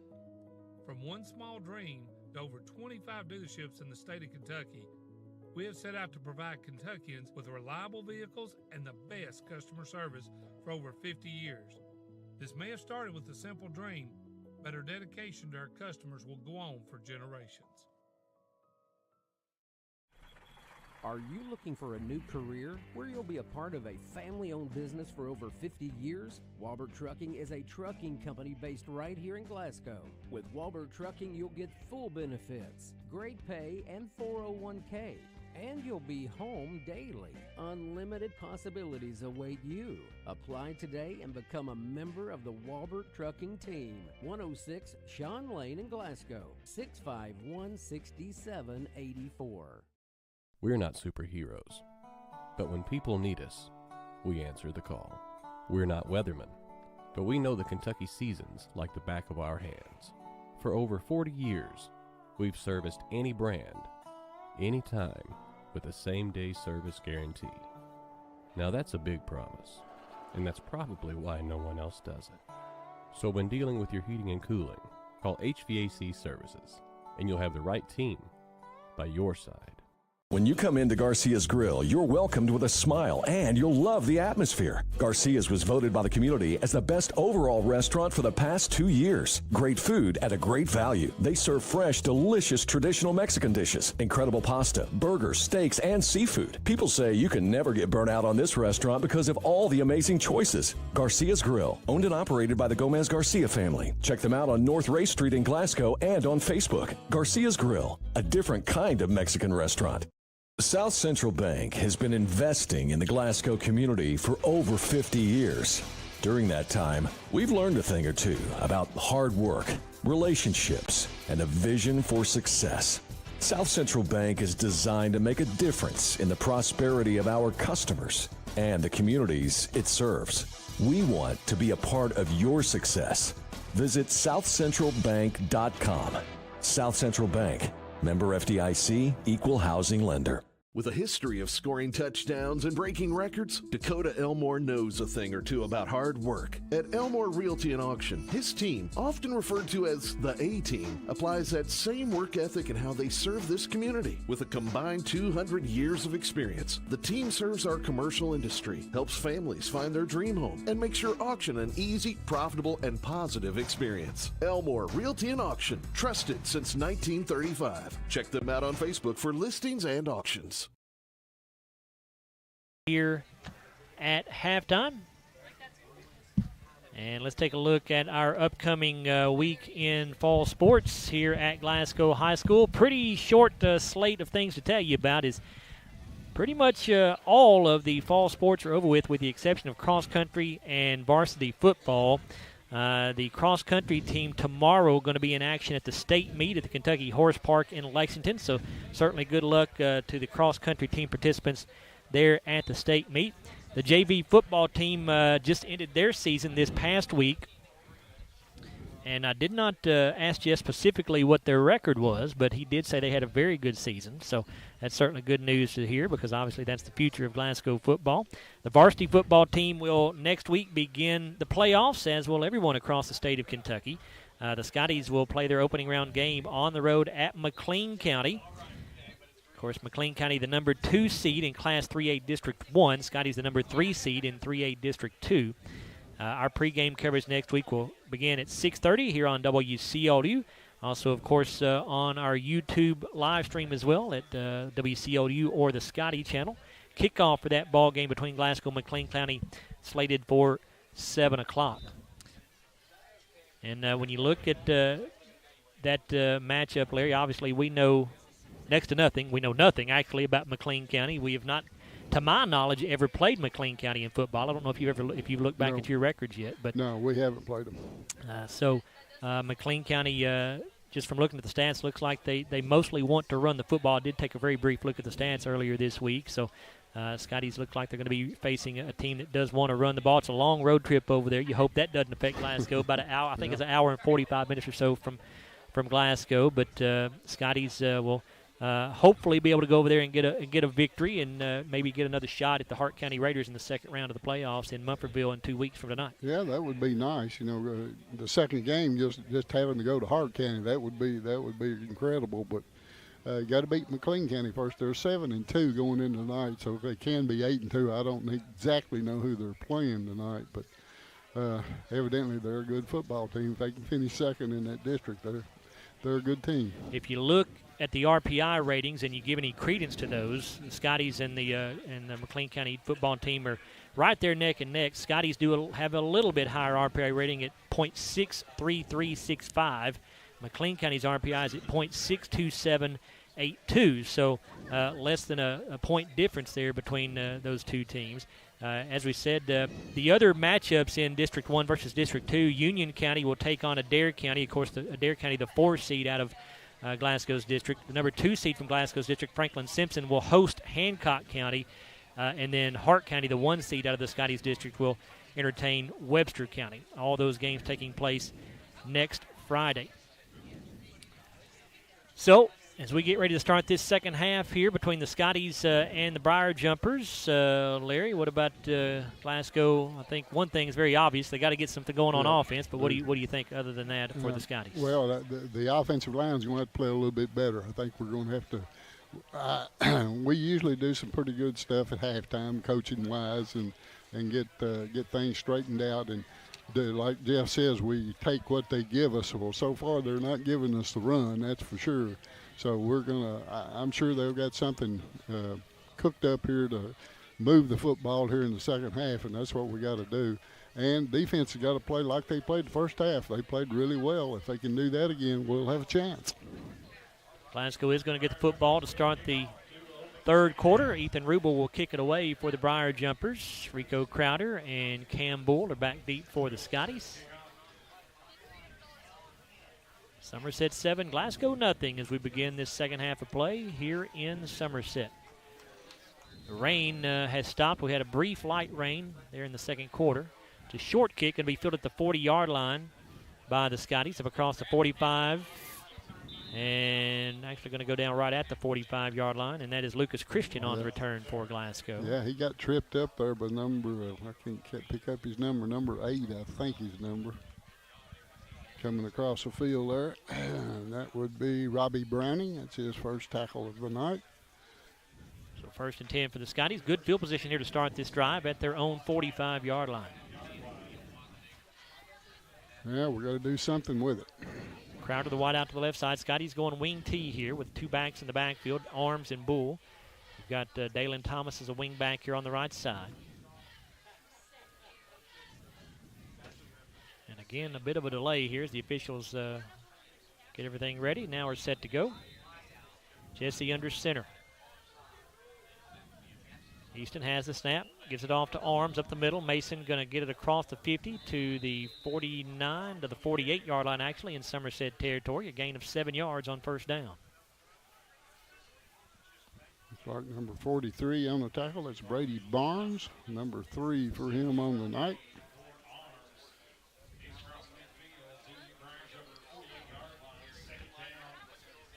Second and 3 for Glasgow. Thomas, again, the wing back on the right. Arms and Bull split in the backfield with Jesse under center. Crowder the wide out to the left. They put Thomas in motion to the left. Jesse has a little trouble with the snap, but he's able to regain control, and he'll just dive forward for a gain of a couple of yards to the 46. So it'll be 3rd down and 1 now for Glasgow. Yeah, he just bobbled the snap just a little bit, but he controlled it, and he was able to get decent yardage out of it.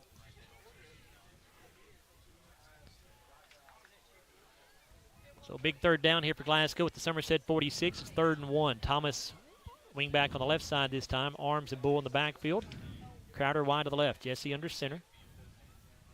Jesse will give to Arms. Mason going to get the 1st down, I believe. They will give him forward progress to the 44-yard line.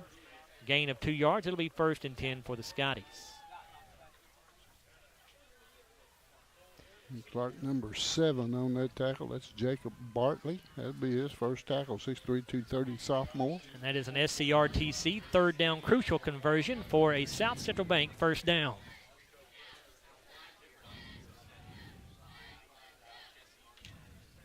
Crowder wide to the right side. Thomas, the wing back on the right again. Arms and Bull in the backfield together. Tight end Williams on the right. Give to Arms again, and Mason's going to gain about 3 down to the 41-yard line. Number 7 again on the tackle. Bartley, Jacob Bartley, number 2 for him. By the way, that 1st down for the Scotties a moment ago was just their 2nd of the ball game. Mason Arms has now carried it 5 times for 25 yards, or 24 yards, excuse me.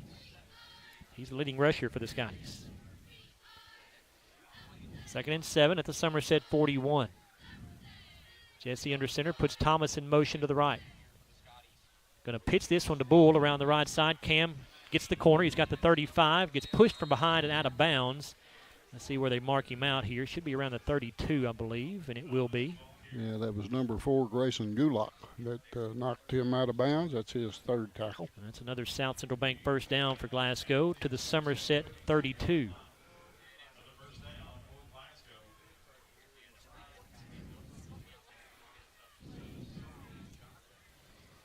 Crowder goes wide to the left. Thomas, the wing back on the right. Backs are split once again. Thomas goes in motion to the left side.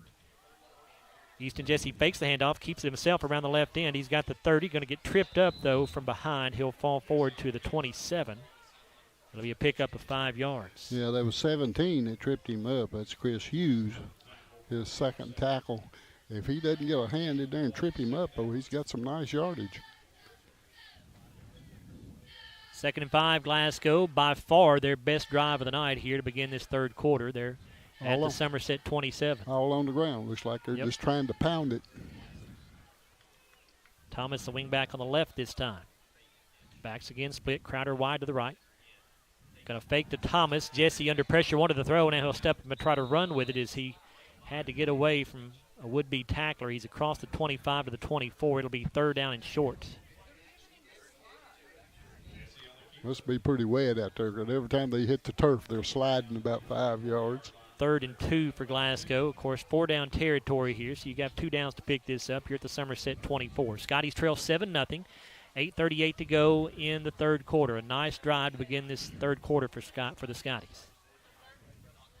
Thomas, the wing back on the right. They're going to give this to Arms. Mason takes it off right guard, and he's very close to the first down before he gets pushed backwards. Let's see where they give him forward progress to here. There's 43 Barnes again. He's one of their leading tacklers. That's his fourth one. They do not give him the first down. They're going to say where they're going to put it down. Put it down to 23, so it's a pickup of 1. It'll be 4th down and 1 here for the Scotties. Obviously, they will go for this.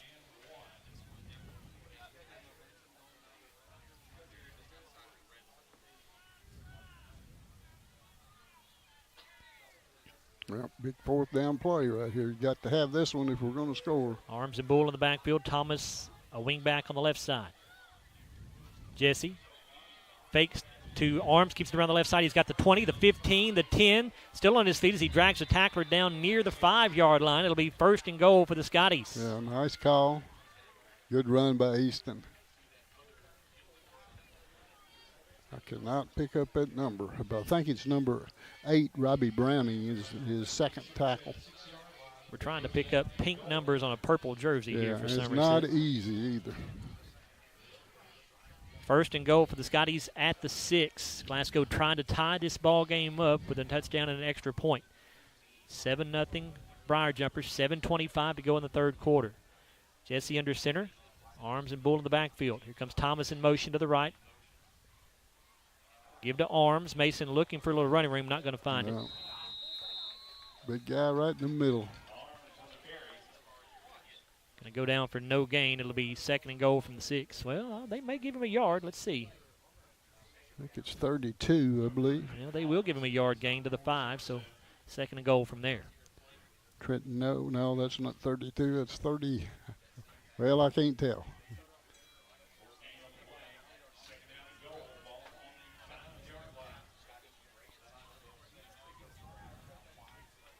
Arms and Bull again split.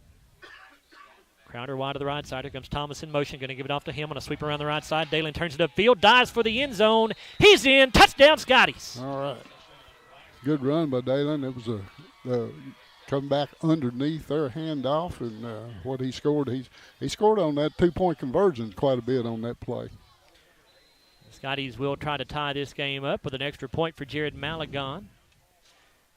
That Glasgow touchdown brought to you by Elmore Realty and Auction. And the PAT brought to you by Walbert Trucking. Snap a little high. Martin gets it down. The kick's going to be blocked. So Somerset will maintain a 1-point lead with 6:33 to go in the third quarter. It's Somerset 7, Glasgow 6. And we're back after a 30-second timeout on WCLU Sports. If you already have internet through SCRTC, there's a pretty good chance your speed just went up, maybe even paying less. And if you don't, check on fiber optic with SCRTC in your area, because 500 meg is now only $70. That's 500 down and upload. And if you want more speed, SCRTC got it, up to 5 gig of it. Make the switch right now at scrtc.com and we'll do the install free. This won't last forever. With unmatched customer support, SCRTC, your best and last internet provider.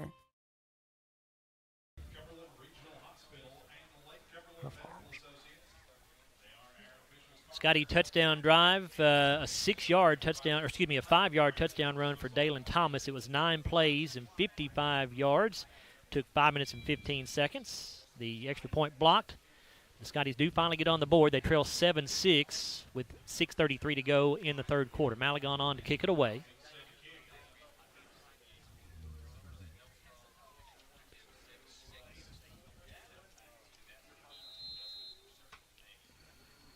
Jared gets the kick, good leg into it, but a flag is down. Scotties apparently were offsides.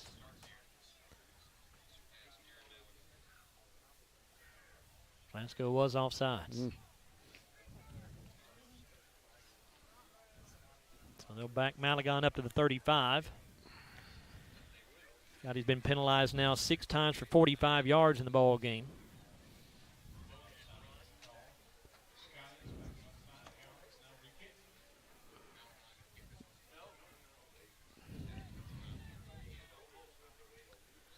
Caden Samala, the deep man here for Somerset. Got Cam Hughes and Chris Hughes back there with him.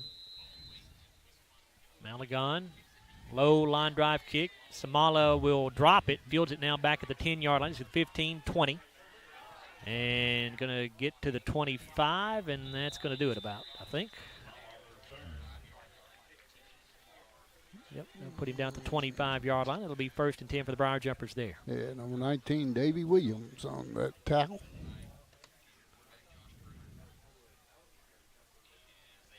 So we'll see if the Somerset offense can respond here and see if the Glasgow defense can continue its stellar play from the first half.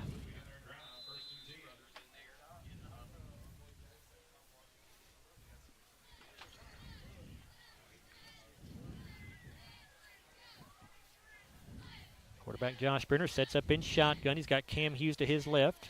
Got a wing back on the left side as well and a wide out each way.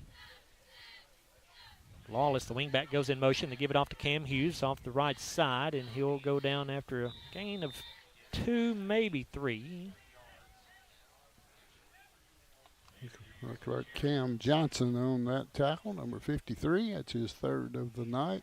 Pickup of 2 to the 27, 2nd down and 8.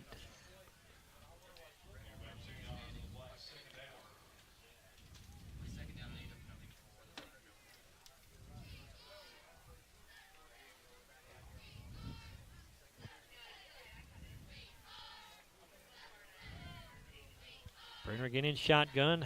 Hughes to his left. Another give to Hughes. Same play off right guard, and he'll push the pile out close to the 30-yard line. It'll be 3rd down at about 5, it would appear. Looks like big Parker McGowan on that tackle. That's his 2nd of the night. Pickup of 3 now. Somerset has now carried it 23 times as a team for 110 yards.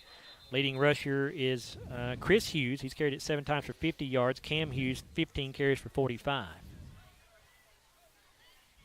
Scotties so far have done a great job against Cam Hughes, again, who came in averaging over 140 yards rushing per game. All right, big play right here, 3rd down and 5. Hold them here, they have to punt. 5:20 to go in this 3rd quarter. Hart County and Campbellsville tied at 14, and a good one there at Campbellsville. Appreciate Coach Coy Metta sending that score in to us. Bruner with a quick pitch to Hughes around the right side, looking for that 1st down. He's got it, and he's got a lot more. 40, 45, 50, 45, 40, 35, 30. He'll be pushed out of bounds inside the 30-yard line by Jarek Martin, but not until he gets to the 26-yard line, and boy, did I speak too soon. Yeah. As Cam Hughes is immediately after I said the Scotties had done a good job against him all night long, breaks away for a huge run for the Briar Jumpers. We got a flag. Oh. Flag. So this one's coming back. Everybody walking back the other direction. I still don't see the flag, Larry. Where is it? I don't either, but there's one down. It's across the way on the Glasgow sideline. Yeah. Resting around the 31-yard line. Got to be holding. Going to wipe out a gain of 55 yards that time for Cam Hughes. Yeah, it was a good play right off of left tackle, and he just broke a couple of tackles and then got to the outside. It is holding called against Somerset. Briar Jumpers with their 4th penalty of the night now for 30 yards. Yeah, all spotted back at the 21. They have not helped themselves on with penalties either. 3rd down and 14 here for the Jumpers at their own 21-yard line. Big chance for Glasgow to get this ball back in pretty good field position here if they get a stop.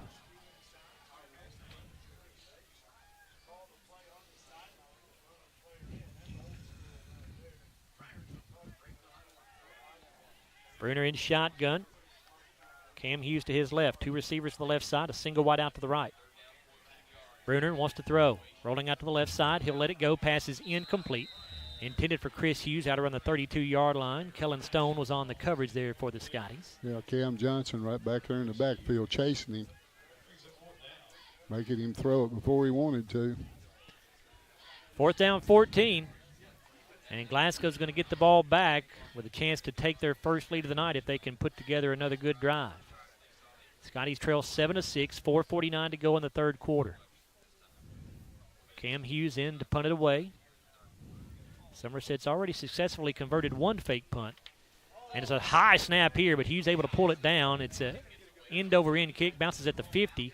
And Martin almost tried to pick that ball up, and wisely, in my opinion, lets it go. He needed to, yes. Yeah, it'll be down at the 34-yard line in Glasgow territory.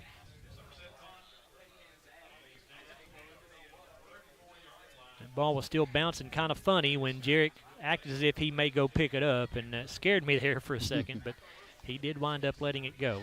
So 1st and 10 for the Scotties at their own 34. Glasgow has the momentum right now. The Scotties marched down the field 55 yards on the opening drive of the third quarter to get on the board for the first time, but the extra point was blocked, and now Glasgow will have a chance to take their first lead of the night here.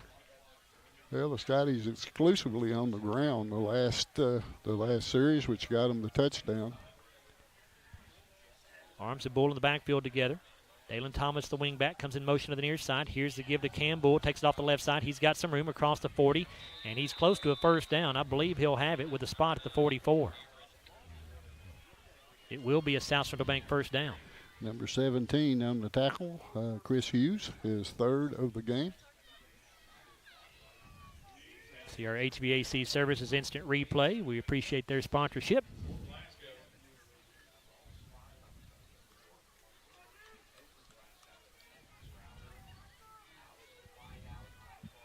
Crowder wide to the left side. Thomas, the wingback, on the right. Arms and Bull in the backfield. Thomas goes in motion to the left. Pitch to Bull. He fakes the handoff to Crowder on a reverse. Bull across the 40, 35, 30, but a flag is down. Oh. And he's going to go out of bounds at the 30-yard line, but I think this one's coming back. A flag went down right around the time that Bull faked the handoff to Crowder, and I did not see the indication from the official, but I did see him pointing Glasgow's way, so it's going to go against the Scotties.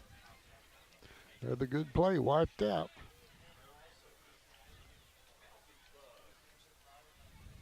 Both teams have had some big plays wiped out by penalties in this one. It's a false start called on Glasgow. Huh. Didn't see that one either. And backs the Scotties up to the 39-yard line. Well, better than holding, I guess. First down and 15. The Scotties will repeat the down here.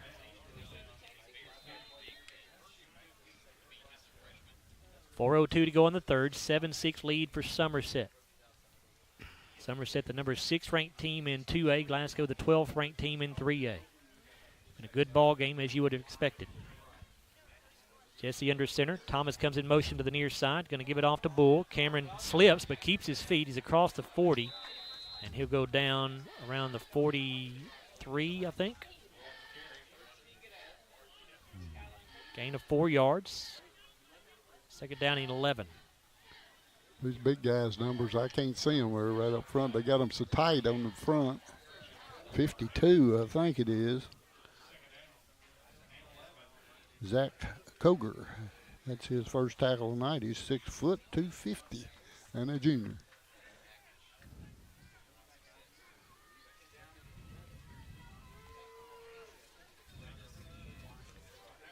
Crowder comes wide to the near side. Thomas, the wingback, on the right. Bull in arms again in the backfield. Second down and 11. Going to pitch it to Bull around the right side. He's got the 45, the 50. A flag comes down behind the play, so this one's probably coming back as well. It would be a first down if the play stands. Boy, we've had one crew this year that's pass happy, and this one is right next to them. It is a hold called on the Scotties.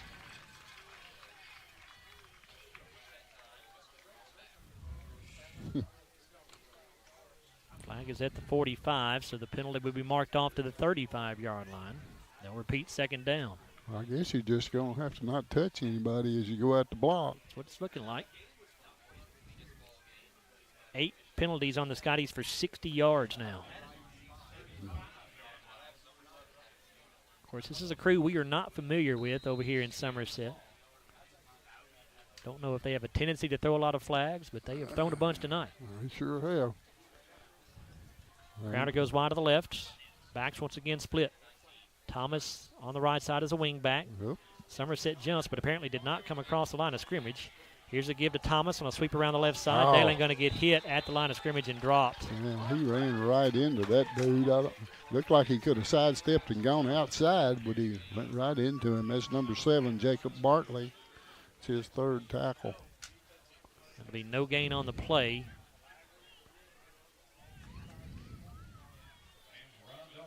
Third down and 18 here for Glasgow. Well, we haven't thrown the ball this half, so it looks like a position to do it. Nope. Scotties have definitely had most of their success on offense running the football tonight. But 3rd and 18 from their own 35, certainly a passing situation, although they're in the wing tee again with Jesse under center. Going to give it off on an underneath handoff to Thomas, and Dalen going to get very short yardage. Nothing. We'll gain 2, maybe 3. As the Scotties decide to not put it in the air there. Looks like that was 53 again, 52, Coger. It's his 2nd tackle.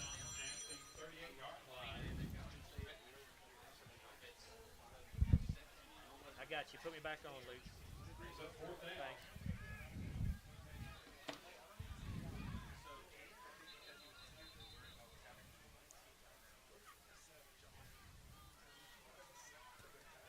Sorry, folks, we lost you on the radio there for a moment.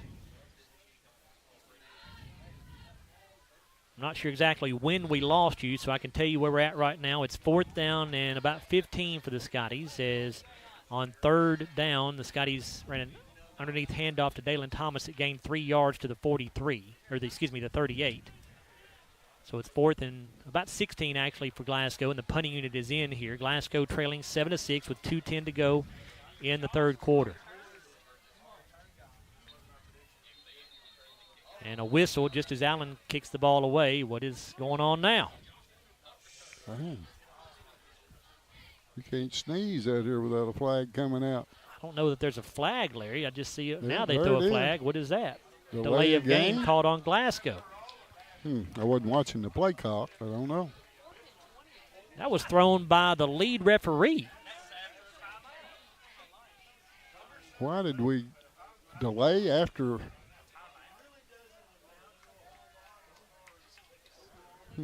Boy. This officiating crew is becoming the star of the show here. Oh, wait a minute. They didn't move the football.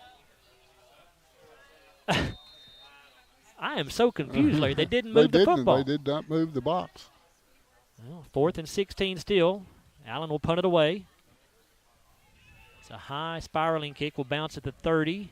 Takes a high bounce up into the air. Takes a Glasgow roll inside the 20. And will be downed at the 17-yard line. And now a flag comes out at the end of that play. And the official who threw it right at a Somerset player. So I don't know if he said something or what. He threw it right at Josh Bruner, the quarterback, who was in on the punt return unit.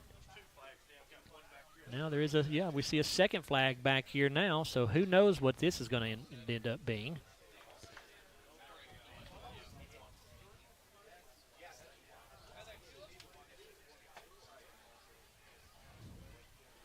Officials are discussing here. 1:56 to go in the 3rd quarter. Somerset 7, Glasgow 6.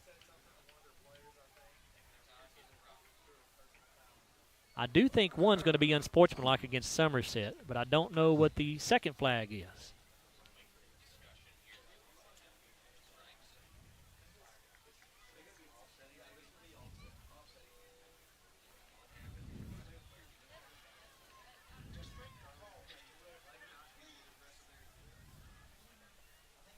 Okay, a block in the back called on Glasgow. And now a dead ball, unsportsmanlike. Against Somerset, we assume. There's no indication, but that's... Well, this crew won't get a medal for anything. I'll tell you that. They can't figure out. They throw the flags, and then they can't figure out what's going on. Okay, so after all that, the ball is going to be marked at the Somerset 14-yard line. So it was a block in the back on Glasgow, which is a 10-yard penalty, and then a 15-yard unsportsmanlike penalty called on Somerset. Okay. So 1st and 10 for Somerset at their own 14-yard line. 1:56 to go in the game. Somerset leads 7-6. Excuse me, we're in the third quarter, not the game.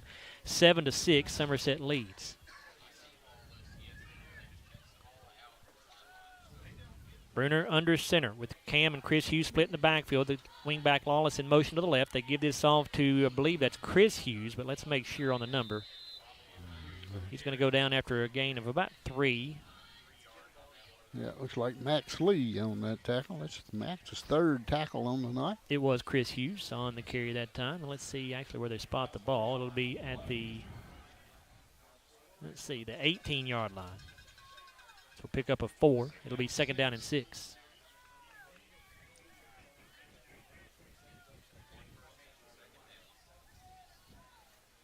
Again, the Hughes brothers split in the backfield. This time Cam gets the carry. He's going to get hit at the line of scrimmage. He'll drag a tackler out to the 21.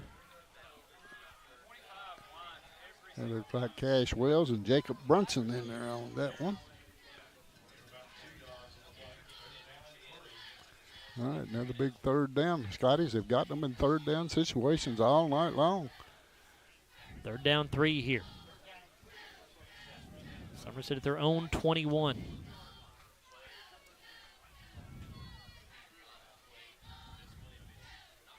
Brenner under center. Cam and Chris Hughes in the backfield together. Lawless, the wing back on the right. Lawless comes in motion to the left side. He'll pitch it to one of the Hughes brothers, and he's going to have a 1st down out across the 25, and that is Cam Hughes that got the carry that time. Yeah, just a big, quick pitch. Jacob Brunson with his 5th tackle on that one. That's just getting up ahead of steam and just running as hard as you can. Down at the 28-yard line. Pick up of 7 there. So that'll give Somerset a fresh set of downs with 29 seconds to go in the 3rd quarter. Briar Jumpers do not have to run another play in this quarter, and I do not think they will. So we have reached the end of the 3rd quarter of play. Your score, Somerset 6, Somerset 7, Glasgow 6, and we're back for the final 12 minutes after this 1-minute timeout here on WCLU Sports. Hardee's 2 for $5 breakfast bake goodness into your morning. Choose a biscuit with sausage and egg, biscuit and gravy, or a country fried steak biscuit. Any 2, just $5. Hardee's, goodness in the making. Get exclusive offers on the Hardee's app. Have you injured yourself playing a sport or exercising? Sports medicine experts at TJ Regional Health are trained to get you back on the road to recovery. Whether you're dealing with sprains, fractures, knee and shoulder injuries, or other common injuries, our goal is to prevent illness and injury in active individuals of all ages and help prevent future problems to maximize your performance. Find out more at tjregionalhealth.org/rehab. Patients first, team always. TJ Rehabilitation Services. There's a new flavor in Hardee's Craft Kitchen. Nashville Hot Chicken. Juicy, 100% white meat dipped in buttermilk, hand-breaded and seasoned to bring the heat. Breakfast, lunch, or dinner? New Nashville Hot is goodness in the making.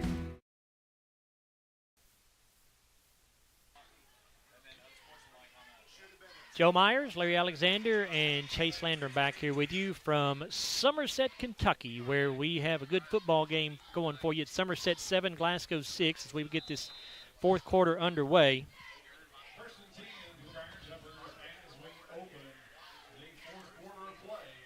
Give you a score update here. Allen County Scottsville leads Barron County 14-7 at the end of the 3rd quarter.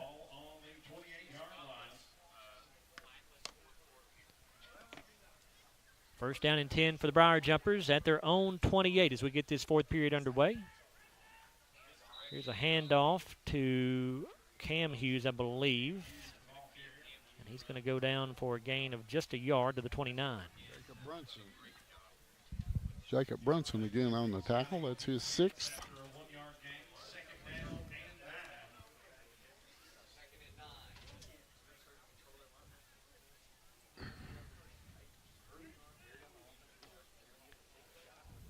Second and 9 for the Jumpers. Brenner under center. Cam and Chris Hughes in the backfield together. Lawless, the wing back on the left. He'll come in motion to the near side. Going to pitch this thing off to Cam Hughes, trying to get around the right corner. Going to get hit in the backfield, but gets away from the initial tackler. Now will be dragged down out of bounds around the 31, maybe the 32. Yeah, Max Lee got him. Mason Arms put the pressure on him, but Max Lee came in and finished him off. And they'll say that Hughes is out of bounds at the 31-yard line, so a gain of just 2. It'll be 3rd down and 7.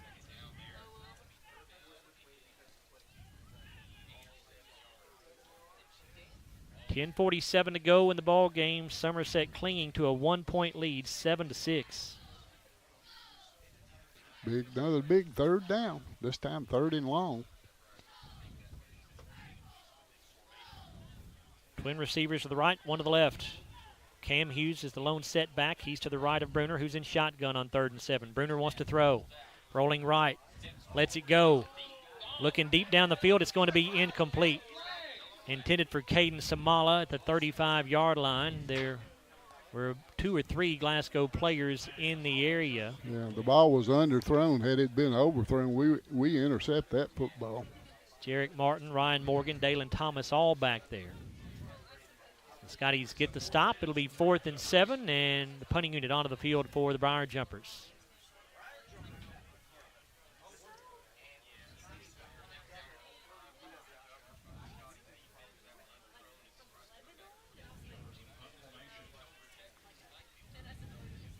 Good snap here for Cam Hughes. The punt is away. Jarek Martin waiting on the kick. He'll let it bounce at the 34, and it takes a Somerset roll inside the 25. Will be down to the 24.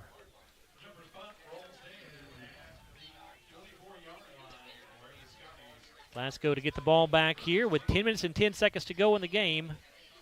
And Somerset with a 7-6 lead. All right, time for the Scotties to get last one on the board here.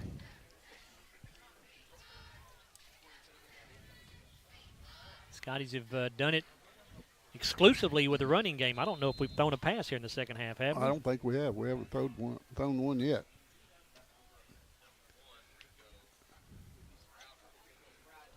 Baxter split in the backfield. That's Arms and Bull back there. Easton Jesse going to throw off play action. It's going to be incomplete. He was looking for Davey Williams. Oh, got to catch that football. That's 1st down and more there. Cam Hughes was in coverage. Could not tell if Hughes was able to get a hand on that ball or not, but Williams could not pull it in either way. It'll be 2nd down and 10. Well, good call. Play action. A little fake up into the middle to running back. Pull it out. He was open. All he had to do was catch it.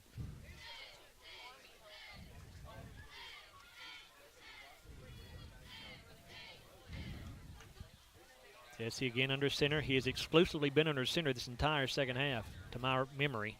Thomas goes in motion to the near side. Here's the give to Cam Bull.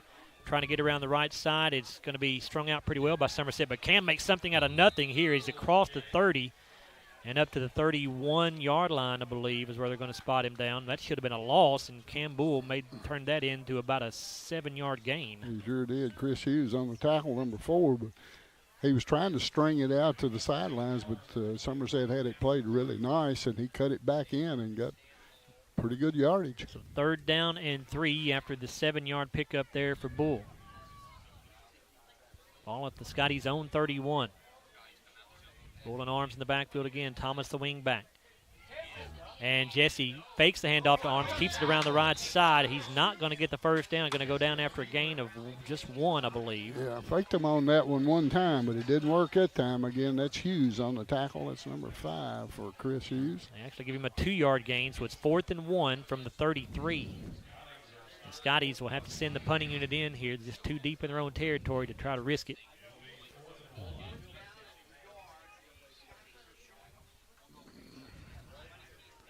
Cam Hughes will go back deep for Somerset. Kanan Allen in punt formation. 8:47 to go in the game. 7-6 lead for Somerset. There's a little turnover right here. They do snap it through to Allen, and he'll punt it away.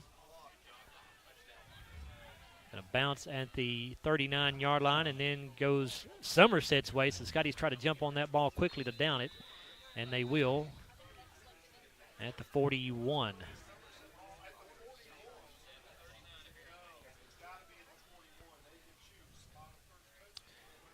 So Somerset going to take over 1st and 10 at their own 41-yard line with 8:29 now to go in the ball game. All right, got to call on the defense one more time.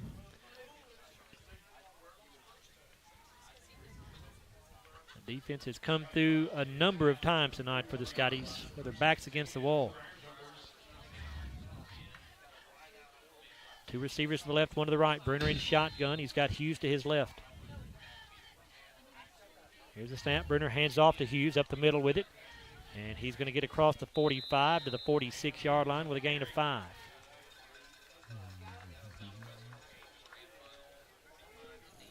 Mason Arms on the bottom of that pile. That's number 6 for Mason in the game.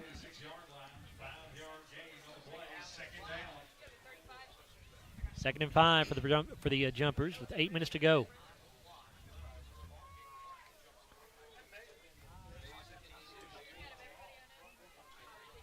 Twin wideouts left side, a single wideout right. Hughes the running back. Fake the handoff to Hughes. Bruner keeps it himself. It's across the 50, 45, 40, and going to go down in Glasgow territory at the 38-yard line. Yeah, that's we faked them once on it, and they faked us a couple times on that quarterback keep. 1st and 10 Jumpers.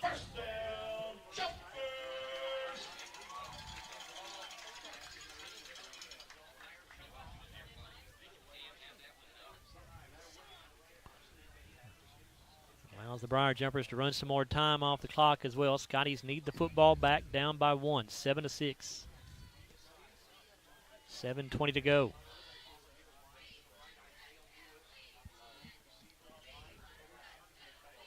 Bruner in shotgun again with a wide out each way. Lawless a wing back on the left. They give it off to the running back, Hughes. Starts to the middle, now bounces around to the left side. He's inside the 35 to the 34. It's a 4-yard pickup there. Looks like number 7, David Dale, with that tackle. 6'3", 240 senior. First tackle of the night. Hughes now up to 22 carries on the night for 69 yards. As a team, Somerset has rushed for 155 yards. They've thrown for 50. Well, we're going to have to stop the rushing attack right now if we're going to win this game. I don't think they'll put it in the air. Somerset came in averaging 244 yards on the ground per game. 2 receivers left, 1 right. Hughes the running back. He's to Bruner's right. Fake to him. Bruner keeps it up the middle this time, and he's going to get tripped up, but he falls forward to the 30. Just shy of the 30, actually. It'll be 3rd down. They're going to spot him at the 30. We'll call it the 30. It's right between the 30 and 31-yard line, so it'll be 3rd down and a long 2 here for Somerset. Cam Johnson is the man that got his hand in there and made the tackle. Our Jumpers will have 2 plays to pick this up here in 4-down territory. Scotties could use a turnover here. Bruner in shotgun. Went with a hard count. Scotties did not jump. Now turns and looks at the Somerset sideline for a play call. There's the snap. Bruner keeps it and going to go down with the 1st down, I believe, right at the 28-yard line. That's where he had to get to. Mason Arms with a tackle. He wasn't fooled, but he just couldn't get there quick enough. It will be a 1st down for the Jumpers. Ball just right at the 28.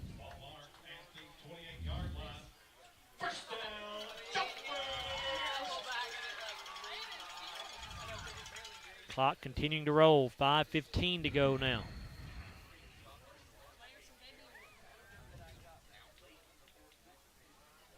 A wide out each way. Hughes the running back. Lawless the wing back. He sets up on the left side. Give to Hughes. Gets through an arm tackle in the backfield. Now stays on his feet. He's inside the 15, inside the 10, 5, and into the end zone. Touchdown, Somerset. Poor tackling that time by the Scotties. Yeah, very poor tackling right there. About 3 guys had a shot at him, just couldn't wrap him up. And that'll put Somerset on top 13-6. And they'll kick the extra point, it looks like, to take the 8-point lead if it's successful. So either way, the Scotties will still be within one score here.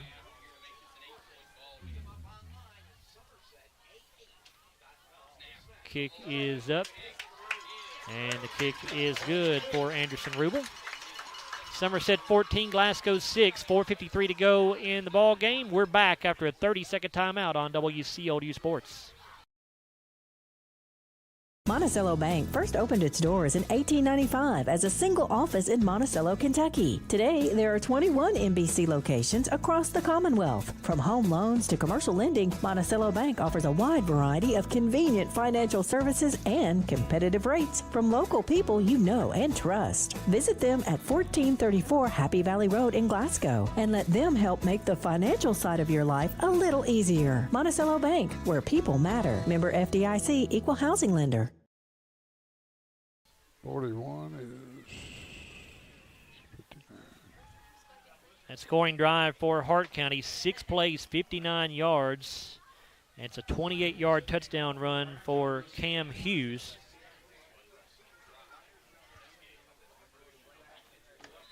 And Somerset leads after the extra point, 14-6, 4:53 to go in the game. Second touchdown run of the night for Hughes, his 21st of the season. Kick going to be fielded by Bull at the 14. He's across the 20, 25, 30, 35, and he'll be slung down out across the 40-yard line.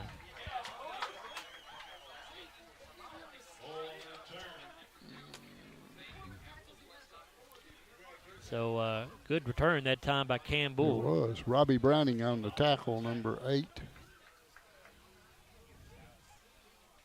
Roughly about a 30-yard return that time for Cam. So good field position for Glasgow. They're down by 8 with 4:44 to go. First and 10 at their own 42. Scotty's going to go back to the spread here with 3 receivers to the left side, 1 to the right. Jesse in shotgun. Bull the running back. Jesse to throw. Easton in trouble. Now steps up. He'll throw. The pass going to be caught by Thomas at the 50, 45. Breaks the tackle at the 40, 35, 30. Still on his feet. Down inside the 25 and out of bounds around the 24. Nice run that time after the catch. Number 9 on the tackle, that would be Braden McChrystal. That's his first tackle tonight for the senior. Great job that time by Easton Jesse as well, Larry, as he was in trouble almost from the start. He stepped up in the pocket, found some running room, kept the play alive, and found Thomas wide open out around the 50, and a great run after the catch by Dalen Thomas. It was. I thought Easton was going to run with it, but he looked up and saw Dalen standing out there wide open on the left. Pick up of 34 yards there.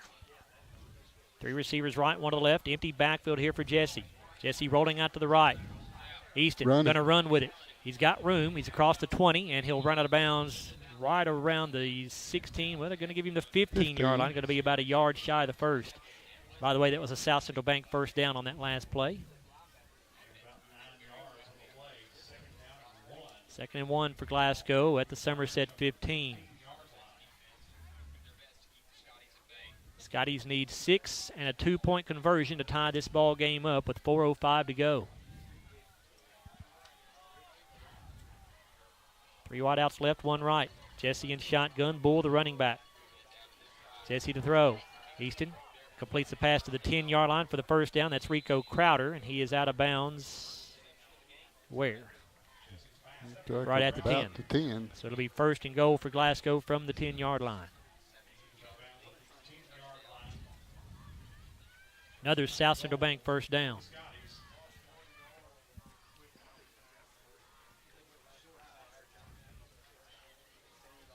First and goal at the 10 for Glasgow.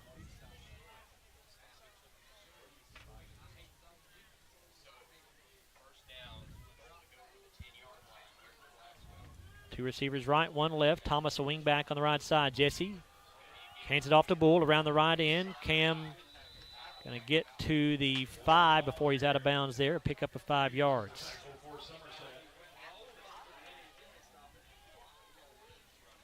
I think it's number 13, Cam Hughes. Another good one going on between Hart County and Campbellsville. Hart County leads 21-14 with 1:15 to go in the ball game there. Both of those teams came into that game undefeated. And we get a whistle as Glasgow was breaking the huddle. We want the play clock reset.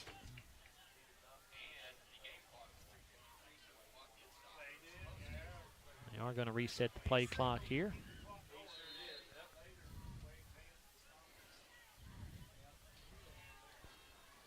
Second and goal at the 5 for Glasgow. Scotty's down 14-6. Crowder wide to the right. Thomas the wingback on the left side. Two-back set here with Arms and Bull. Jesse's under center. Here's a give to Cameron Bull. Slips, stumbles, but he gets into the end zone. Touchdown, Scotties. Ball came out, but it was after he crossed the goal line. It'll be 6 for Cameron Bull. All right. Now we got to have the 2-point conversion.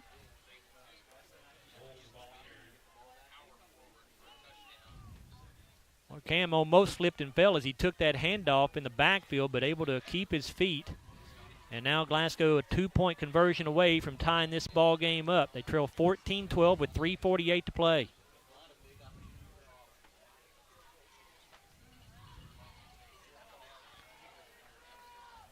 Arms and Bull split in the backfield. Thomas the wingback on the right side. Crowder's the wide out to the right. Jesse will set up under center. Jesse gives to Arms. Mason bounces it to the outside. Did he get in? He did. The 2-point try is good, and the game is tied at 14. All right. Nice run, Mason Arms. Just took it and flared out to the right off the end and tackle, and had enough strength to push that thing into the end zone. What a drive that time by the Scottie offense. Had to have 8. They went and got 8. The big play, a 34-yard pass completion from Easton Jesse to Dalen Thomas. The Glasgow crowd across the way on their feet over there. Good contingent of Glasgow fans made the trek here to Somerset. Another score for you, Greenwood on top of Union County, 27-6 early in the fourth quarter there. Union County, of course, the number 1 seed out of Class 3A District 1.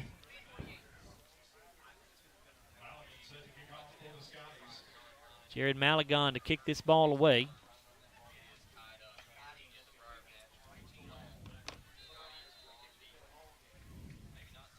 Line drive kick will be fielded at the 14-yard line. Chris Hughes on the return across the 25, 30, 35, and he's out across the 40 to about the 41-yard line. May give him the 42. I believe they will. So good field position for Somerset and plenty of time with 3:41 remaining. Davey Williams on the tackle, number 4 for him.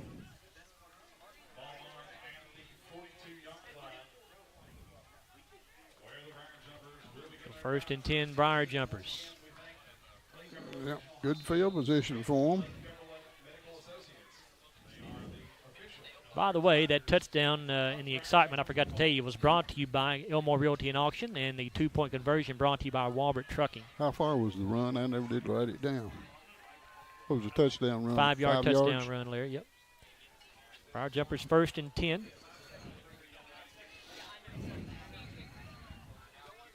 Here's a give to Cam Hughes up the middle, and he gets hit but gets away initially. He's across the 45 to the 46. It'll end up being a gain of 4 yards. Looks like Max Lee again on the tackle. Max having a nice night. 5th tackle for him.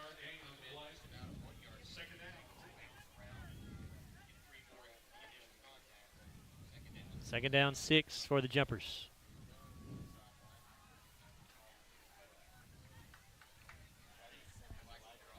We did not tell you that touchdown drive for Glasgow was 5 plays, 58 yards, took just 56 seconds. It was a 5-yard run for Cameron Bull, his first of the night.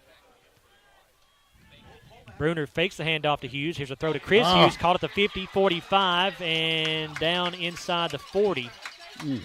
With a Somerset first down at the Glasgow 39. Max Lee and Jacob Brunson there for the tackle. Yeah, the quarterback got out of trouble. He's gotten out of trouble a couple times like that, rolling out, finding his receiver. He had a big turnover. 3 men go wide to the left side, a single wide out to the right. Cam Hughes, the running back, to the right of Bruner. 4-man front for the Scotties. Now Hughes switches over to the left of Bruner. Going to hand it off to him up the middle. Huge hole. 25-20, 15-10, 5 and into the end zone. Touchdown Somerset. Well, that was just a big hole off the right side. Nobody touched him. He just went right straight to the end zone. Which Hughes was that? That was Cam Hughes, Larry. A 39-yard touchdown run for Cam Hughes. That is his 3rd rushing touchdown of the night. 22 on the season for him now, and Somerset goes up 20-14, pending the extra point try here by Anderson Rubel.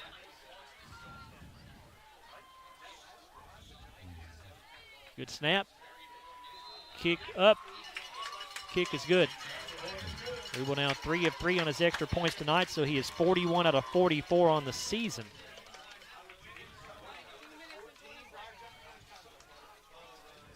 The good news here is that Somerset scored quickly enough to leave Glasgow plenty of time. They've got 2 minutes and 20 seconds.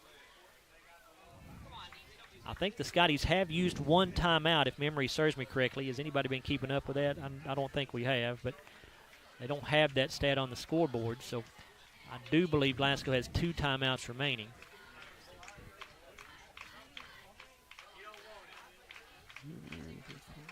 And that drive for Somerset, just 2 plays, 58 yards.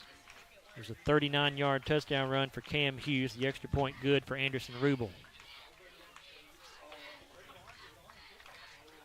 So, Scotty offense needs to respond again here.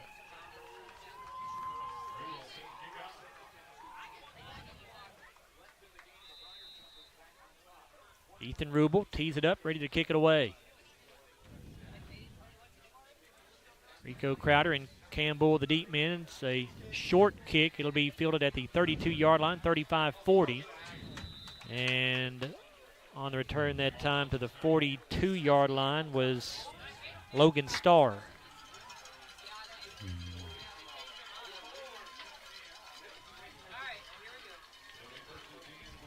Logan Starr on the return of about 8 yards there. So 1st and 10 Glasgow. They have good field position at their own 42, 2:15 to go. Glasgow trails 21-14. Jesse in shotgun, Bull in the backfield with him. We've got 2 wideouts to each side. Here comes Crowder in motion to the near side. They fake the pitch to him, give it off to Bull instead up the middle, and he's not going to get much, maybe a yard.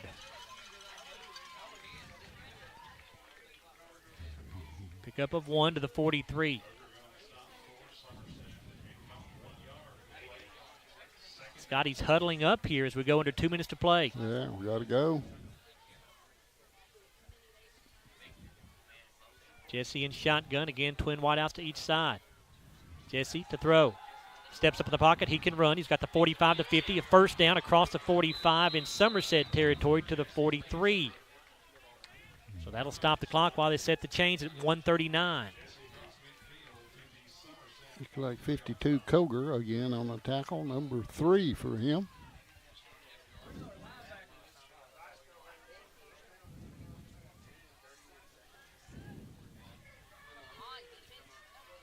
Two receivers right, 1 left. Thomas a wing back on the left side. Bull the running back. Jesse in shotgun. Fake to Bull. Jesse to throw. Flushed out of the pocket. Going to let it go. Caught by Bull at the 40, 35, 30, 25. And he is out of bounds at the just inside 18, the 19-yard line, between the 18 line. and 19-yard lines there. Yeah. Good little dump off. A nice decision by Easton Jesse that time. Thought he was going to run again, and he looked up and saw Cam out. Put it down at the 19. 1:08 to go. Clock is stopped as Bull went out of bounds. 1st and 10 Scotties at the 19-yard line. It's a South Central Bank first down. Glasgow trails 21-14. This one coming down to the wire. If they score, we'll go for 2. 2 receivers right, 1 left. Thomas a wing back on the right side. Bull the running back. Going to give the handoff to him. Cam inside the 15, inside the 10, inside the 5, and he's down. It'll be 1st and goal for the Scotties from the 4. Oh, great run by Cam Bull. He took it out to the right side. Looked like he was going to stutter step and got outside again and he cut it back in. He's hurt on the end of the play, though, going out of the game. He is walking. He's hurting, though. Scotties burn a timeout. Oh, Somerset burns a timeout, excuse me. You certainly hope Cam Bull is okay. I don't know if he can continue tonight, but at the very least, you want him healthy for next week, because the Scotties, it looks like he's put his helmet back on, and he's going to stay in the ball game, it looks like. Yep, Cam is okay. I don't know if he's okay, but he's going to stay in the game. That's two different things. Yeah. Tough kid. So first and goal coming from the Scotties from the 4-yard line. We've got 59 seconds to go. Somerset leads 21-14, and I'm like you, Larry. If Glasgow does punch this in, you got to go for two, don't you think? Yeah, we will. Yeah. We will. You're on the road, last game of the year. Yeah. Playing the number 6 team in Class 2A, you go for the win, I would think. But first things first, you got to put the ball into the end zone. First and goal from the 4-yard line. Scotties, we think, have 2 timeouts left.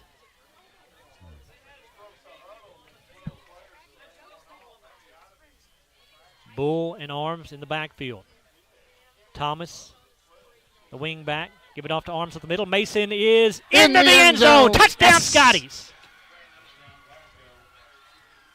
It's a 4-yard touchdown run for Mason Arms, and the Scotties have a decision to make here, and it's not a decision at all. They're going to go for 2 and try to take the lead with 55 seconds remaining. So the ball game very well could come down to this.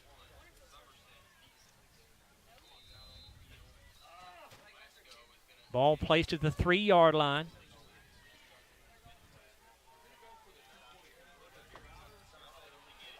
Bull and Arms are in the backfield. Jesse's under center. Thomas, a wing back on the right side. Crowder wide to the right. Jesse puts Bull in motion. They pitch it to him, trying to get around the right side, and he is in! Glasgow takes the lead! Yes! First lead of the night for Glasgow comes with 55 seconds remaining in the ball game. Scotties lead at 22-21. Who ran that in? Was that? That was Cam, Larry.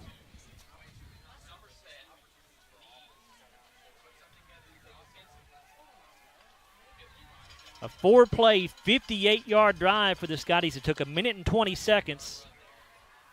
And Mason Arms scores on a 4-yard touchdown run. And the 2-point conversion good on a run by Cam Bull. So Glasgow up 22-21, 55 seconds to go. All right. Maybe we scored too quickly, too. We'll see. I hope not. Somerset, I know, has used at least 1 timeout, so they have 2 timeouts remaining, I believe. All right. Got to play good defense here.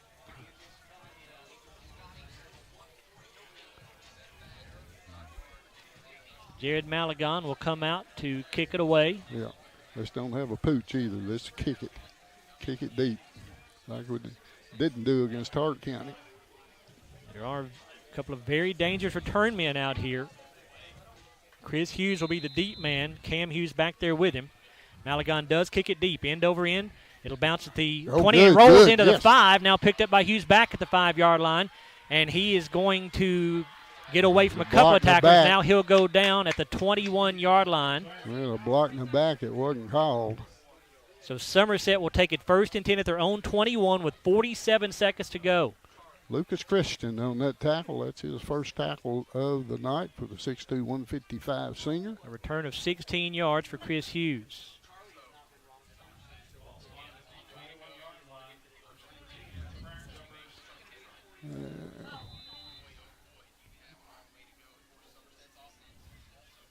They're going to relay the play to his teammates in the huddle. Got to play pass defense here. Screen passes, you got to watch everything. 2 wide outs each way. Bruner in shotgun formation. He's got Cam Hughes to his left. And now a whistle and a timeout, Glasgow. Jeff Garman wants to make sure his defense is set. Wants to talk things over here. Whatever happens, it's a good way to end the season. It is, we have Larry. played well tonight, especially on the defensive side. Second half, the offense got it together and started running the football. And then when we had to, we went to the passing game, and it worked also. Yeah, we said in the pregame you wanted to win the game, obviously, going into the playoffs to keep that momentum alive from last week's win over Butler County. But at the very least, you wanted to feel like you came over here and played very well against the number 6 team in Class 2A, and the Scotties have certainly done that. They have. They have not embarrassed themselves, that's for sure.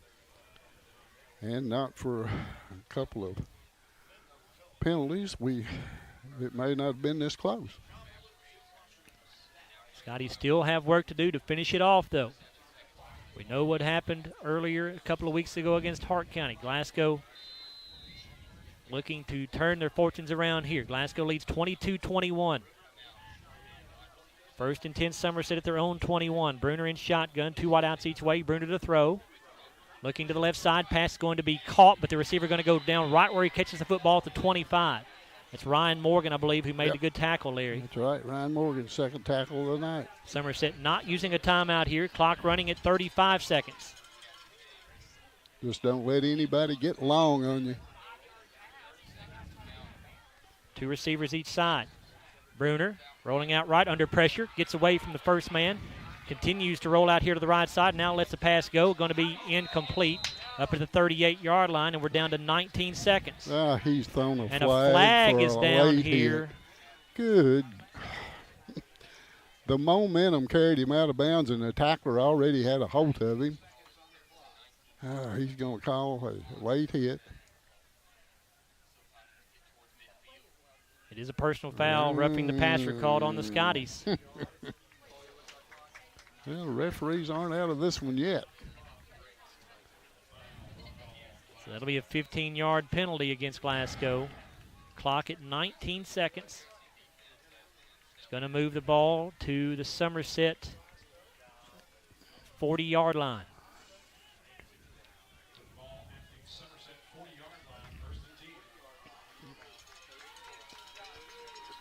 Two wideouts each way. Hughes in the backfield. And a whistle is blown just as Somerset snaps the football. Where's the flag this time? I don't think there is a flag, Larry. I think they just blew a whistle for some reason. No, it is a delay of game called on Somerset. That's like that phantom when we got one. Yeah. I have no idea. Moves the ball back to the 35-yard line. I'm not looking at the play clock all the time. 1st and 15. Bruner to throw. Rolling out to the left side. He's going to run with it. He's got the 40. Got plenty of room. At the 45. And 50-yard line as he jumps out of bounds. He's going to have a first down right at midfield, but the clock is down to 12 seconds now. It's 24 again, Ryan Morgan. Boy, he made a hit on the sideline. He went topsy-turvy over there. It's a 10-yard pickup. Is everybody deep? Scotties have 4 players 15 yards off the line of scrimmage, back inside the 35-yard line. Yeah, we only rushed 3 that time. Well, I figure we may only rush 2 this time. That's why he had so much room to run. Now we're still going to rush 3. 3 wideouts right, 1 left. Bruner in shotgun. Hughes in the backfield with him. Scotties do have 3 men rushing here. Here's the snap. Bruner throws left side. Pass going to be caught right at the first down marker at the 40. And that play took 2 seconds. 2 seconds off the clock on that play. Huh. Okay. 1st and 10, Briar Jumpers at the 40. Well, the referees keep it on the field also, don't they? I don't think so, Larry. Not when the clock is working. I think the clock is the official clock here. Yeah, that's sad. It was a quick play, but I don't think it took only 2 seconds. I think it's a little longer than that. Bruner in shotgun. Lets the pass go. Going to be caught for another first down at the 29-yard line, and now we're down to 6 seconds to go. They ran the clock, and Somerset has to call a timeout. They say he was not out of bounds They were keeping the clock running at the 29-yard line, but of course the clock stops for the first down while they set the chains, but they were going to continue to run it after they set the chains, so Somerset calls a timeout here. And this could very well be the final play of the game. Somerset, though, Larry, has put themselves in a position to where they have a chance here. They've gotten down the field further than they should have been. The personal foul really hurt. Ball at the 29-yard line. And Somerset has the option to try to kick a field goal here. I don't know if... That's true. They do. They have a pretty good field goal kicker. It would be a 46-yard try from here. That'd be pretty long. I saw him kick them in from 40 in practice, but, without a rush and all that on him. So the 25-yarder was very far off. And now they've put 2 seconds back on the clock.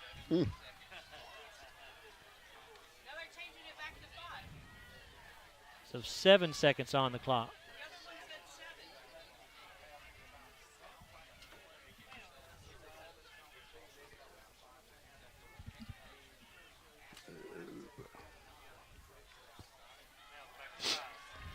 Now they've taken those seconds back off the clock. Now it's down to 5 seconds. So this likely will be the final play of the ball game here. Glasgow leads 22-21. Trying to hang on for what would be a tremendous victory on the road here at Somerset. Yeah, everybody get back in the end zone. And if he starts running, make a tackle. That's all you got to do in this situation, because we didn't do it against Hart County. So. Bruner in shotgun, empty backfield, 3 receivers right, 2 to the left. Bruner lets it go. Throws into the end zone, and there's nobody home. It is incomplete, and that is the ball game. Yes. Glasgow will win it here at Somerset. Final score, 22-21 over the Briar Jumpers. Boy, a heck of a comeback. A great second half by the Scotties. Somerset, good football team. They're still arguing with the referees about something. Glasgow puts up 22 points in the second half, and the Scotties will end the regular season with a record of 8-2, and they'll head to McLean County in 1 week for the opening round of the playoffs. Somerset will fall to 7-3 to end the regular season. And we'll come back in a moment on the Don Franklin Auto post-game wrap-up, and we will take a look at the final stats, the Garcia's Grill Sizzling stats. We'll also talk with head coach Jeff Garman, and we'll name our Phillips IGA player of the game. What a ball game tonight here in Somerset. Scotties win it 22-21. We're back after a 4-minute timeout on WCLU Sports. This has been Glasgow Scotties football. Stay tuned for the Don Franklin Auto postgame show on WCLU.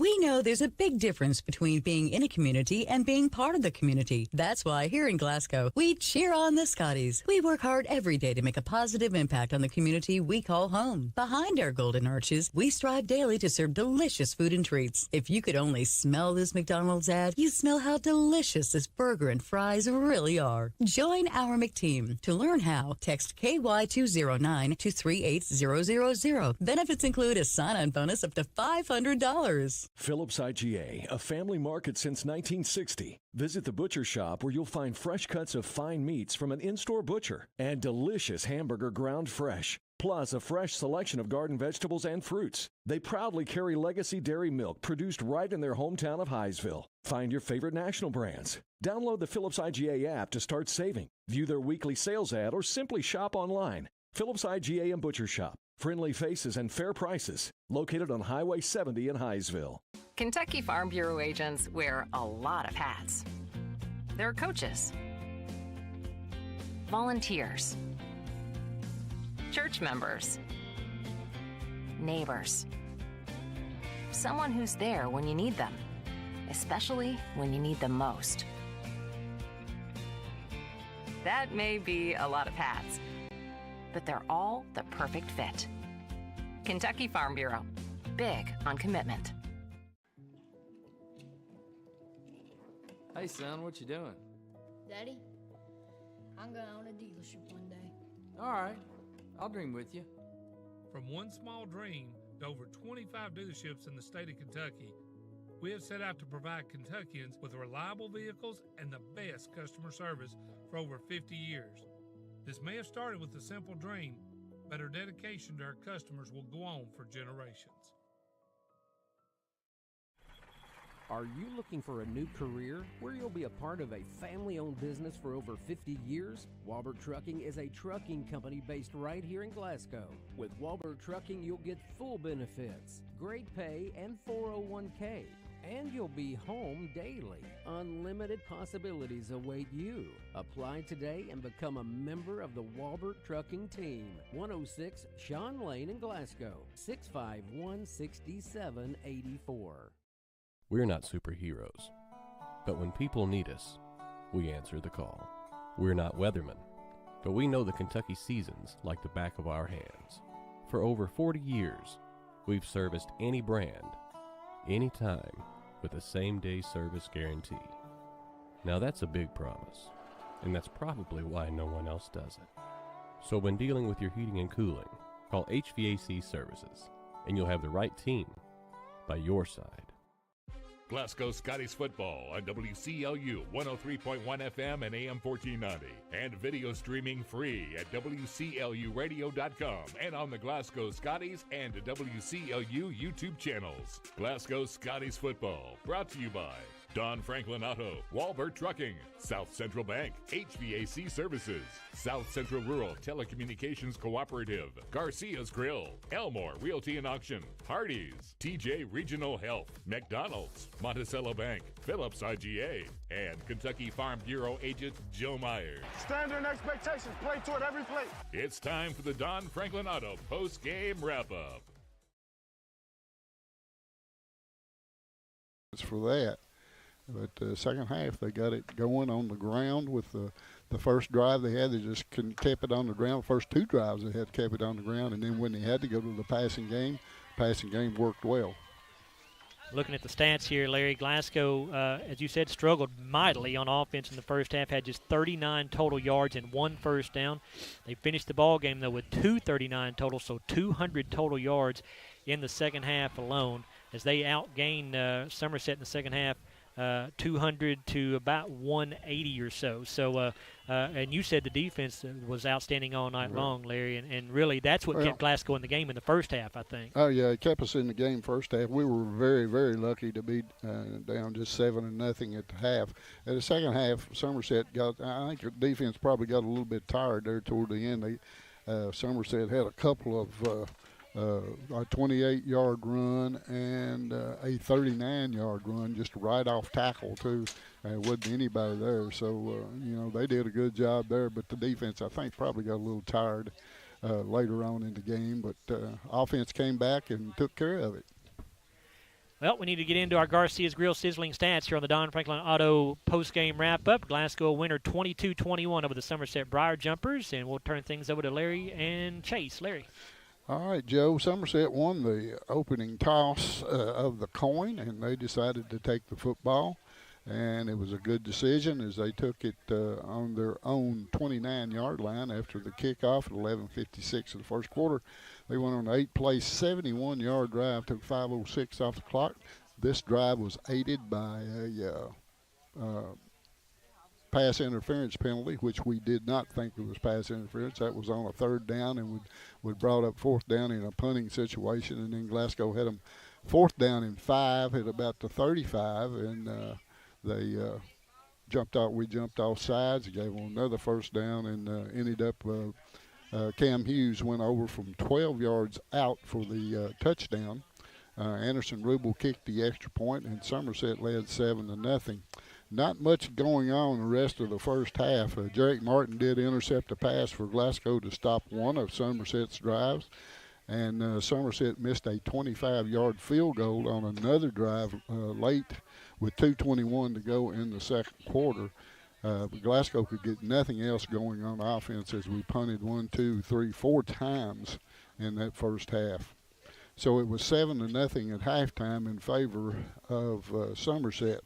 Glasgow would get the football coming out in the third quarter. We took the kickoff on their own 45-yard line at 11:48 to go in the third quarter. Glasgow went on a nice drive, all on the ground. 9 plays, 55 yards, took 5:15 off the clock. Dalen Thomas, I should say, went over from 5 yards out for the touchdown. The kick by Jared Maligon was blocked, and it was still in Somerset's favor by a score of 7-6. Somerset would punt on their next possession, as would Glasgow. We had 4 punts in a row on the next 4 possessions.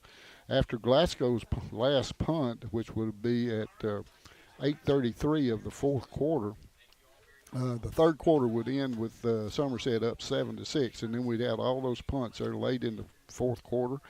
Glasgow's last punt would come at 8:33 of the fourth quarter, and that would set Somerset up in nice field position at their own 41-yard line at 8:29 of the fourth quarter.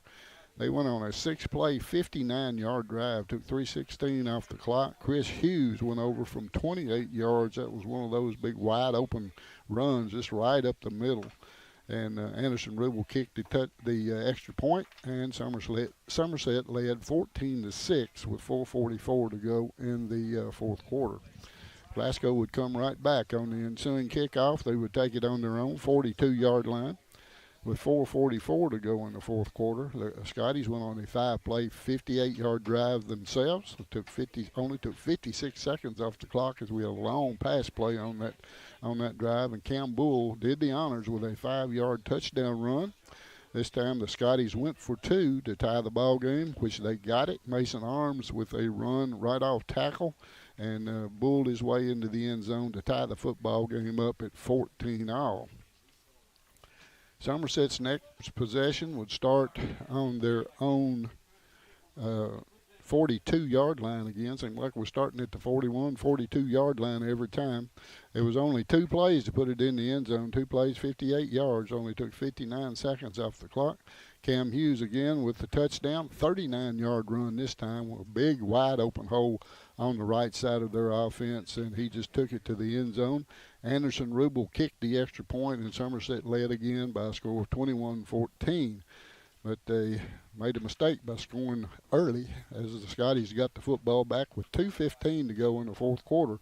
They would take over at their 42 on their drive. It only took them 4 plays to put it in the end zone. 4 plays, 58 yards, took 1:20 off the clock. Mason Arms with a 4-yard touchdown run for the TD to get us within 1 point. And Glasgow lined up and went for 2 points and the win. And it was a 2-point conversion, a run by Cameron Bull for the 2-point conversion, and Glasgow led 22-21. Somerset gave it a big run at the end as they got down inside the 30-yard line but could not get into the end zone this time. And Glasgow ends up winning it tonight by a score of 22-21. A very nice victory here against a very good Somerset team. All right, for the tackles tonight, first for Somerset in this game, Grayson Gulock had 4 tackles on the night and had 1 sack of the quarterback. Jacob Bartley with 3. Robbie Browning had 4. Braden McChrystal with 1. Cam Hughes had 4 on the night. Chris Hughes' his brother had 6 tackles on the night. Brady Barnes, one of their leading tacklers, had 5 on the night. Zach Koger, a junior, had 3 tackles, and Zach Carter with 1 tackle on the night for Somerset. For the Scotties tonight, Logan Starr had 1 tackle. David Dale with 1. Dalen Thomas with 3 on the night. Jarek Martin with 2. And Jarek Martin had a big interception there in the second quarter.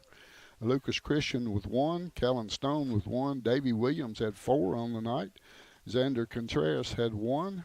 Ryan Morgan with 3. Mason Arms with 7 tackles on the night to lead the way. He and Jacob Brunson both had 7 tackles on the night. Cash Wells with 3. Max Lee a good night with 6 tackles on the night. Cam Johnson with 4. And Big Parker McGowan had 2 on the night for the Scotties. So the Scotties winning here tonight, 22-21, and a big win for them. All right, Larry, thank you very much. Before we turn things over to Chase for the offensive stats, we've got Coach Jeff Garman in here on the Don Franklin Auto postgame wrap-up. And Jeff, boy, congratulations. What a way for your ball club to end the regular season. Your defense was outstanding all night long. Offense struggled in the first half, but, boy, you found some things in that second half and really got it going.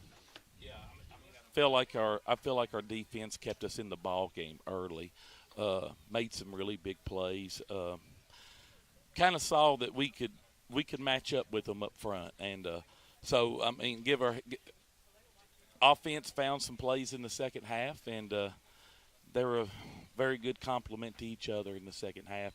The defense got a little tired in the second half, and it showed there in the middle of the fourth quarter. But just proud of our guys. I'm tickled for them that they won the football game, but I'm not any prouder than I have been every week this year. Our guys have shown up every week, played their hearts out. The ball kind of bounced our way tonight, and we made some plays, and that's what it's all about. What got you going in that second half offensively, Jeff? You went to more of the running game, more of the power running game. A lot of the wing T set went away from the spread a little bit. What was the thought behind that? Well, we were having some trouble, giving Easton time to throw the ball, number one, but we just felt like we could match up with them up front, and we were going to give those big boys a chance up there, and they kind of took over the game and made short work of it. A play that may get lost in all this because it wasn't a scoring play, but it was right there on that last drive. Easton Jesse's in trouble, Jeff. He's got flushed out of the pocket. He rolls out here to the near sideline, kept the play alive long enough, and found a wide-open Dalen Thomas right around the 50, and Dalen made a great catch after the run. Just a headsy play by Easton. He's done it all year long, and how he goes is kind of how we'll go. And he can't do it all by himself, that's for sure, but he puts us in good situations. He has all year long. And your defense, Jeff, found its backs against the wall 2 or 3 different times tonight, really had to come up with some huge plays, and they were able to do that. They were, and kids like David Dale, Cam Johnson, Keaven Massey out there at the end rushing. I mean, they were out of gas and just kept making plays and kept their motor going. And our secondary, I thought, played well. And a big early interception early in the game by Jarrett, I think that kind of shook them just a little bit. They kind of went away from trying to throw it at that point, and they've got a good football team. They've been able to run the ball on guys all year long with 13 and 16 and 17. That's a pretty good little trio of players right there. And you're going to look up and you're going to see Somerset. They're going to make a deep run in 2A, and deservingly so. They got a good football team. They've got a great coach. They're lucky to have Coach Clevenger here. He does a great job, and I think it's a really good fit for them. Yeah, Cam Hughes, Jeff, came in here averaging a little over 140 yards per game. He does wind up, at least unofficially by our stats, with 140. But for the most part, he really got a couple of long runs. For the most part, you guys did a really good job against him tonight, I thought. He didn't have that through 3 quarters. Right. He got it in the fourth quarter. And like I said, they're a good football team, and they deserve credit too. They played a really good game, and both teams deserve to win tonight. Well, what's this do for you going into the playoffs now, Jeff? You've got a win last week over Butler County. Then you get a terrific win here tonight over an excellent Somerset football team. Got to love this for your momentum headed into the playoffs. Well, I mean, contrary to what people think, winning, it gives emotionally for our guys. It gives them a charge going into next week. But everything's out the window come next week. We are a 3 seed. We are playing a 2 seed. We've got to make a 2-hour bus trip, and we've got to go over and play good, solid football. If we do that, if we play like we're capable, I think we can beat anybody. But you've got to show up, and you got to execute, and you got to take care of the ball. You got to do all the things that it takes to win. And I've got the utmost confidence in this group. I really believed we were going to play well tonight, and we did. Jeff, great win for your ball club. Congratulations on the victory. We'll talk to you next week. Thank you. Scotty head coach Jeff Garman, his ball club winning it 22-21, going ahead for the first time in the ball game with about 59 seconds to play as they got the 4-yard touchdown run from Mason Arms and a 2-point conversion by Cameron Bull to take the lead. And the Scotties now 8-2 to finish out the regular season. We'll continue with our Garcia's Grill sizzling stats now. We'll turn things back over to Chase Landrum. He's going to take a look at the offensive numbers. Chase? Yes, we are. We're going to look at the Don Franklin Auto Garcia's Grill sizzling stats. All right. With a final score of 22-21, Somerset had 12 first downs for the game. They rushed for 242 yards, most of that coming there in the fourth quarter. They had 90 yards passing for a total of 332. Turnovers. They had 2 turnovers, 2 interceptions by the quarterback, Josh Bruner. They did not have a fumble. They didn't lose a fumble, but they had 2 interceptions. They had 6 penalties for 50 yards. They ran 59 plays for the game. For the Scotties, they had 8 first downs in the game, rushed for 161 yards. They passed for 78 for a total of 239. They did not turn the ball over, but they had 1 fumble, but they recovered their own fumble. They had 10 penalties for 85 yards, and then they ran 44 plays. Let's look at the offensive numbers here and the individual stats. For the Briar Jumpers, Josh Bruner was 8 of 21 for, I think I had it 90 yards. 90 yards. 90 yards. 8 of 20 for 90 yards on the game and 2 interceptions. Cam Hughes had 25 carries for 140 yards and 3 touchdowns, a long of 39. Chris Hughes had 7 carries for 50 yards, a long of 19. Josh Bruner had 5 carries for 51 yards, a long of 18. Isaiah Lewis had 2 catches for 21 yards, a long of 11. Chaz Reams had 2 carries for 25 yards, a long of 21. Caden Samala had 1 reception for 4 yards. Chris Hughes had 3 catches for 40 yards, along of 15. And the punter, Cam Hughes, had 4 punts for 141 yards, a long of 45, and it also is an average of 35 1/4. For your Scotties, Easton Jesse was 5 of 8 passing for 78 yards. Receptions, we had Rico Crowder, 2 catches for 4 yards, along of 5. Dalen Thomas with 2 big catches tonight, 2 catches for 50 yards, along of 34. Campbell had 1 catch for 24 yards and a long of 24. On the rushing side of things tonight, Rico Crowder had 1 carry for a -3 yards. Easton Jesse, 11 carries for 60 yards, a long of 17. Campbell, big night, 12 carries, 64 yards, 1 touchdown, and 2 two-point conversions that were huge at the end of the game, and he also had a long of 15. Mason Arms had 9 carries for 33 yards and the go-ahead touchdown at the end of the game, a long of 8. Dalen Thomas had 3 carries for 7 yards, a long of 5. And Kanan Allen had 6 punts for 204 yards. That's an average of 34 yards and a long of 47, Joe. All right, Chase, thank you very much. A 22-21 win for the Scotties here in Somerset. We'll come back and wrap things up on our Don Franklin Auto postgame wrap-up in just a moment. We'll come back and tell you about our Phillips IGA player of the game. We're back after a 3-minute timeout here on WCLU Sports. Hardee's 2 for $5 breakfast bake goodness into your morning. Choose a biscuit with sausage and egg, biscuit and gravy, or a country fried steak biscuit. Any 2, just $5. Hardee's, goodness in the making.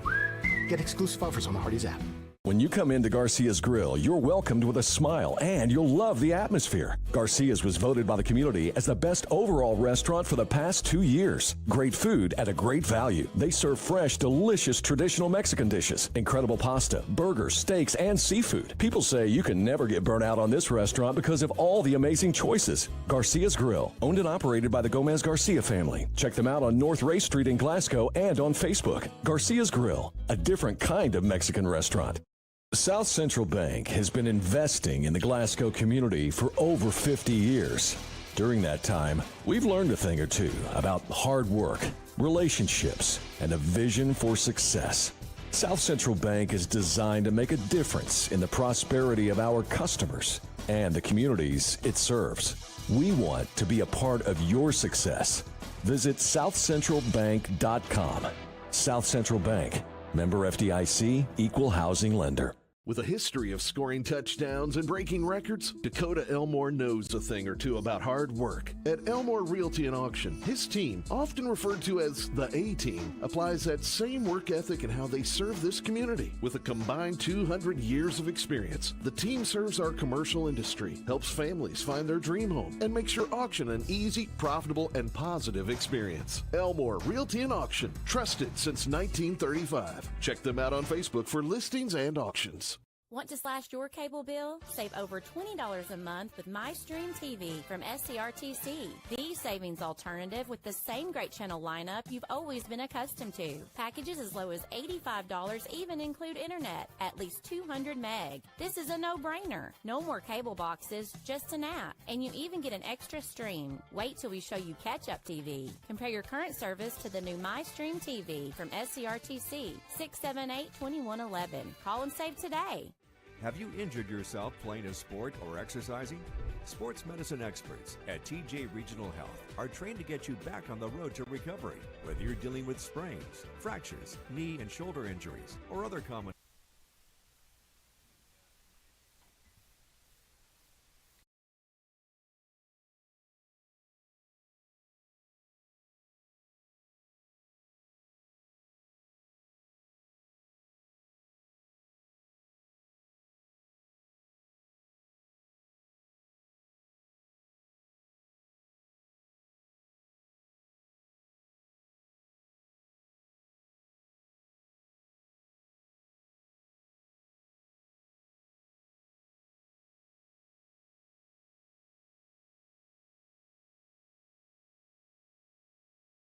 Scotties pick up a 22-21 win over the Briar Jumpers.